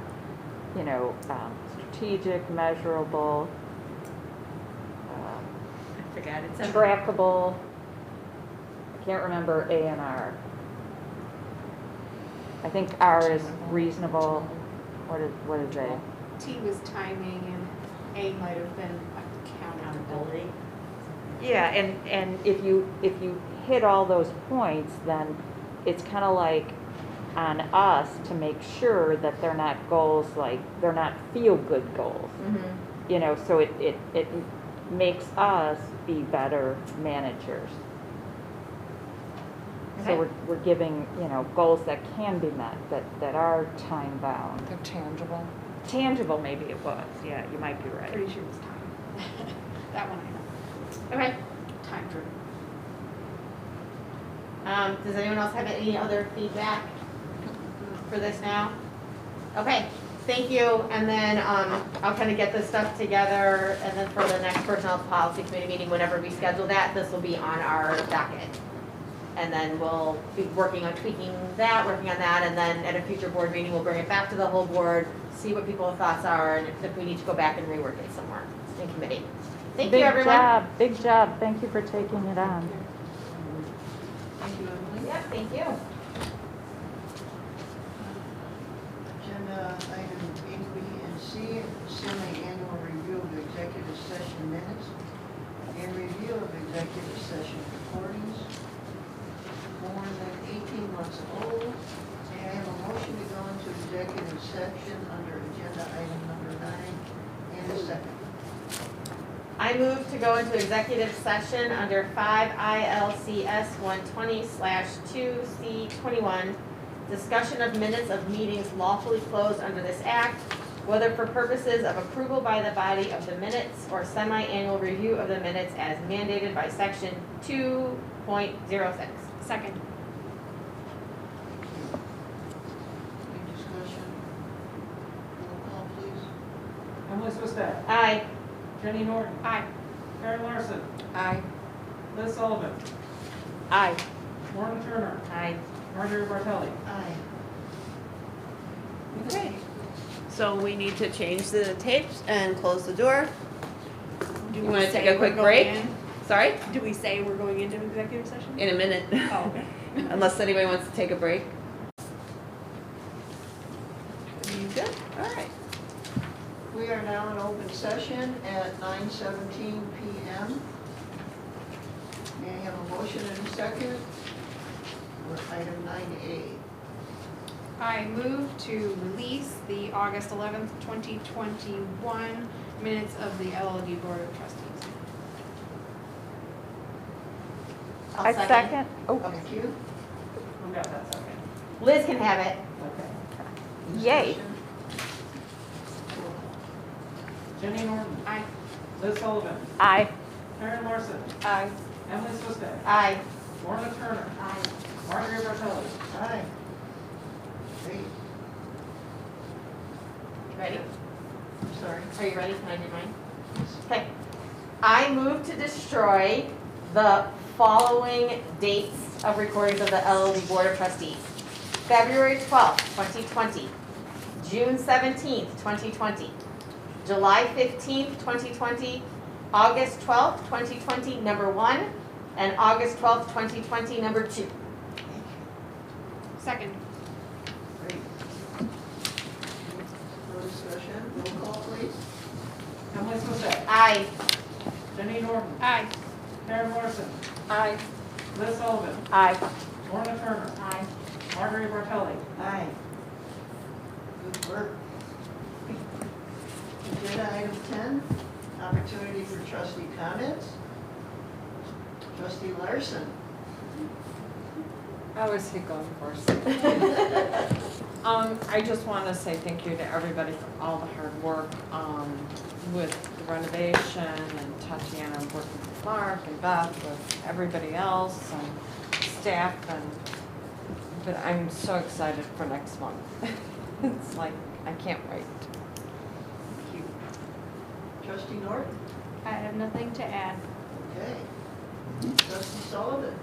I agree with everything that Karen said, plus I know that the staff is going to be impacted a lot, so I just, I hope that they are getting what they want, because I know they have a lot of work ahead of them. Okay. Trustee Swisdale. I just want to say thanks everyone for the discussion this evening. I really appreciate it. All the hard work. It was really neat to see the things that Magda shared with us earlier. It's making it more real. Every time we see more pieces of how it's getting put together, it feels more real. The talk of doing a groundbreaking is very exciting as well. I think that also will make it more real, right, when it's actually happening. And it seems surreal that it's just a month away. I feel like we've been working at this for a long time, and it's finally happening, and it's very exciting.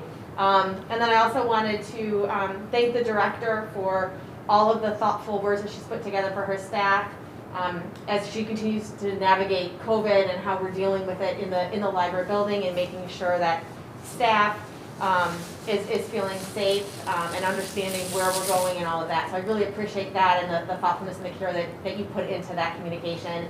And I really appreciate all the communication you've been providing the board, giving us the updates of things that you've shared with staff and things that come up. And I really appreciate reading all of those too. So thank you very much for all of that. I have nothing to add. Okay, thank you. I also agree with the great job we've done during COVID, and our exemplary, no one's gotten ill, wonderful. And also, I appreciate your collaboration with the staff and including them in everything about, well, mostly everything about the renovation. Their choices, what they would like, that's very important to me. The worst thing you could do is have all of this take place and then find out that the staff are unhappy, and they will not resolve it. It's really important, so thank you very much for that. Anything else? The last item on the agenda? I move to adjourn. Second. Second. Oh, gosh. Roll call, please. Emily Swisdale. Aye. Jenny Norton. Aye. Karen Larson. Aye. Liz Sullivan. Aye. Lorna Turner. Aye. Marjorie Bartelli. Aye. We are adjourned at 9:22 p.m.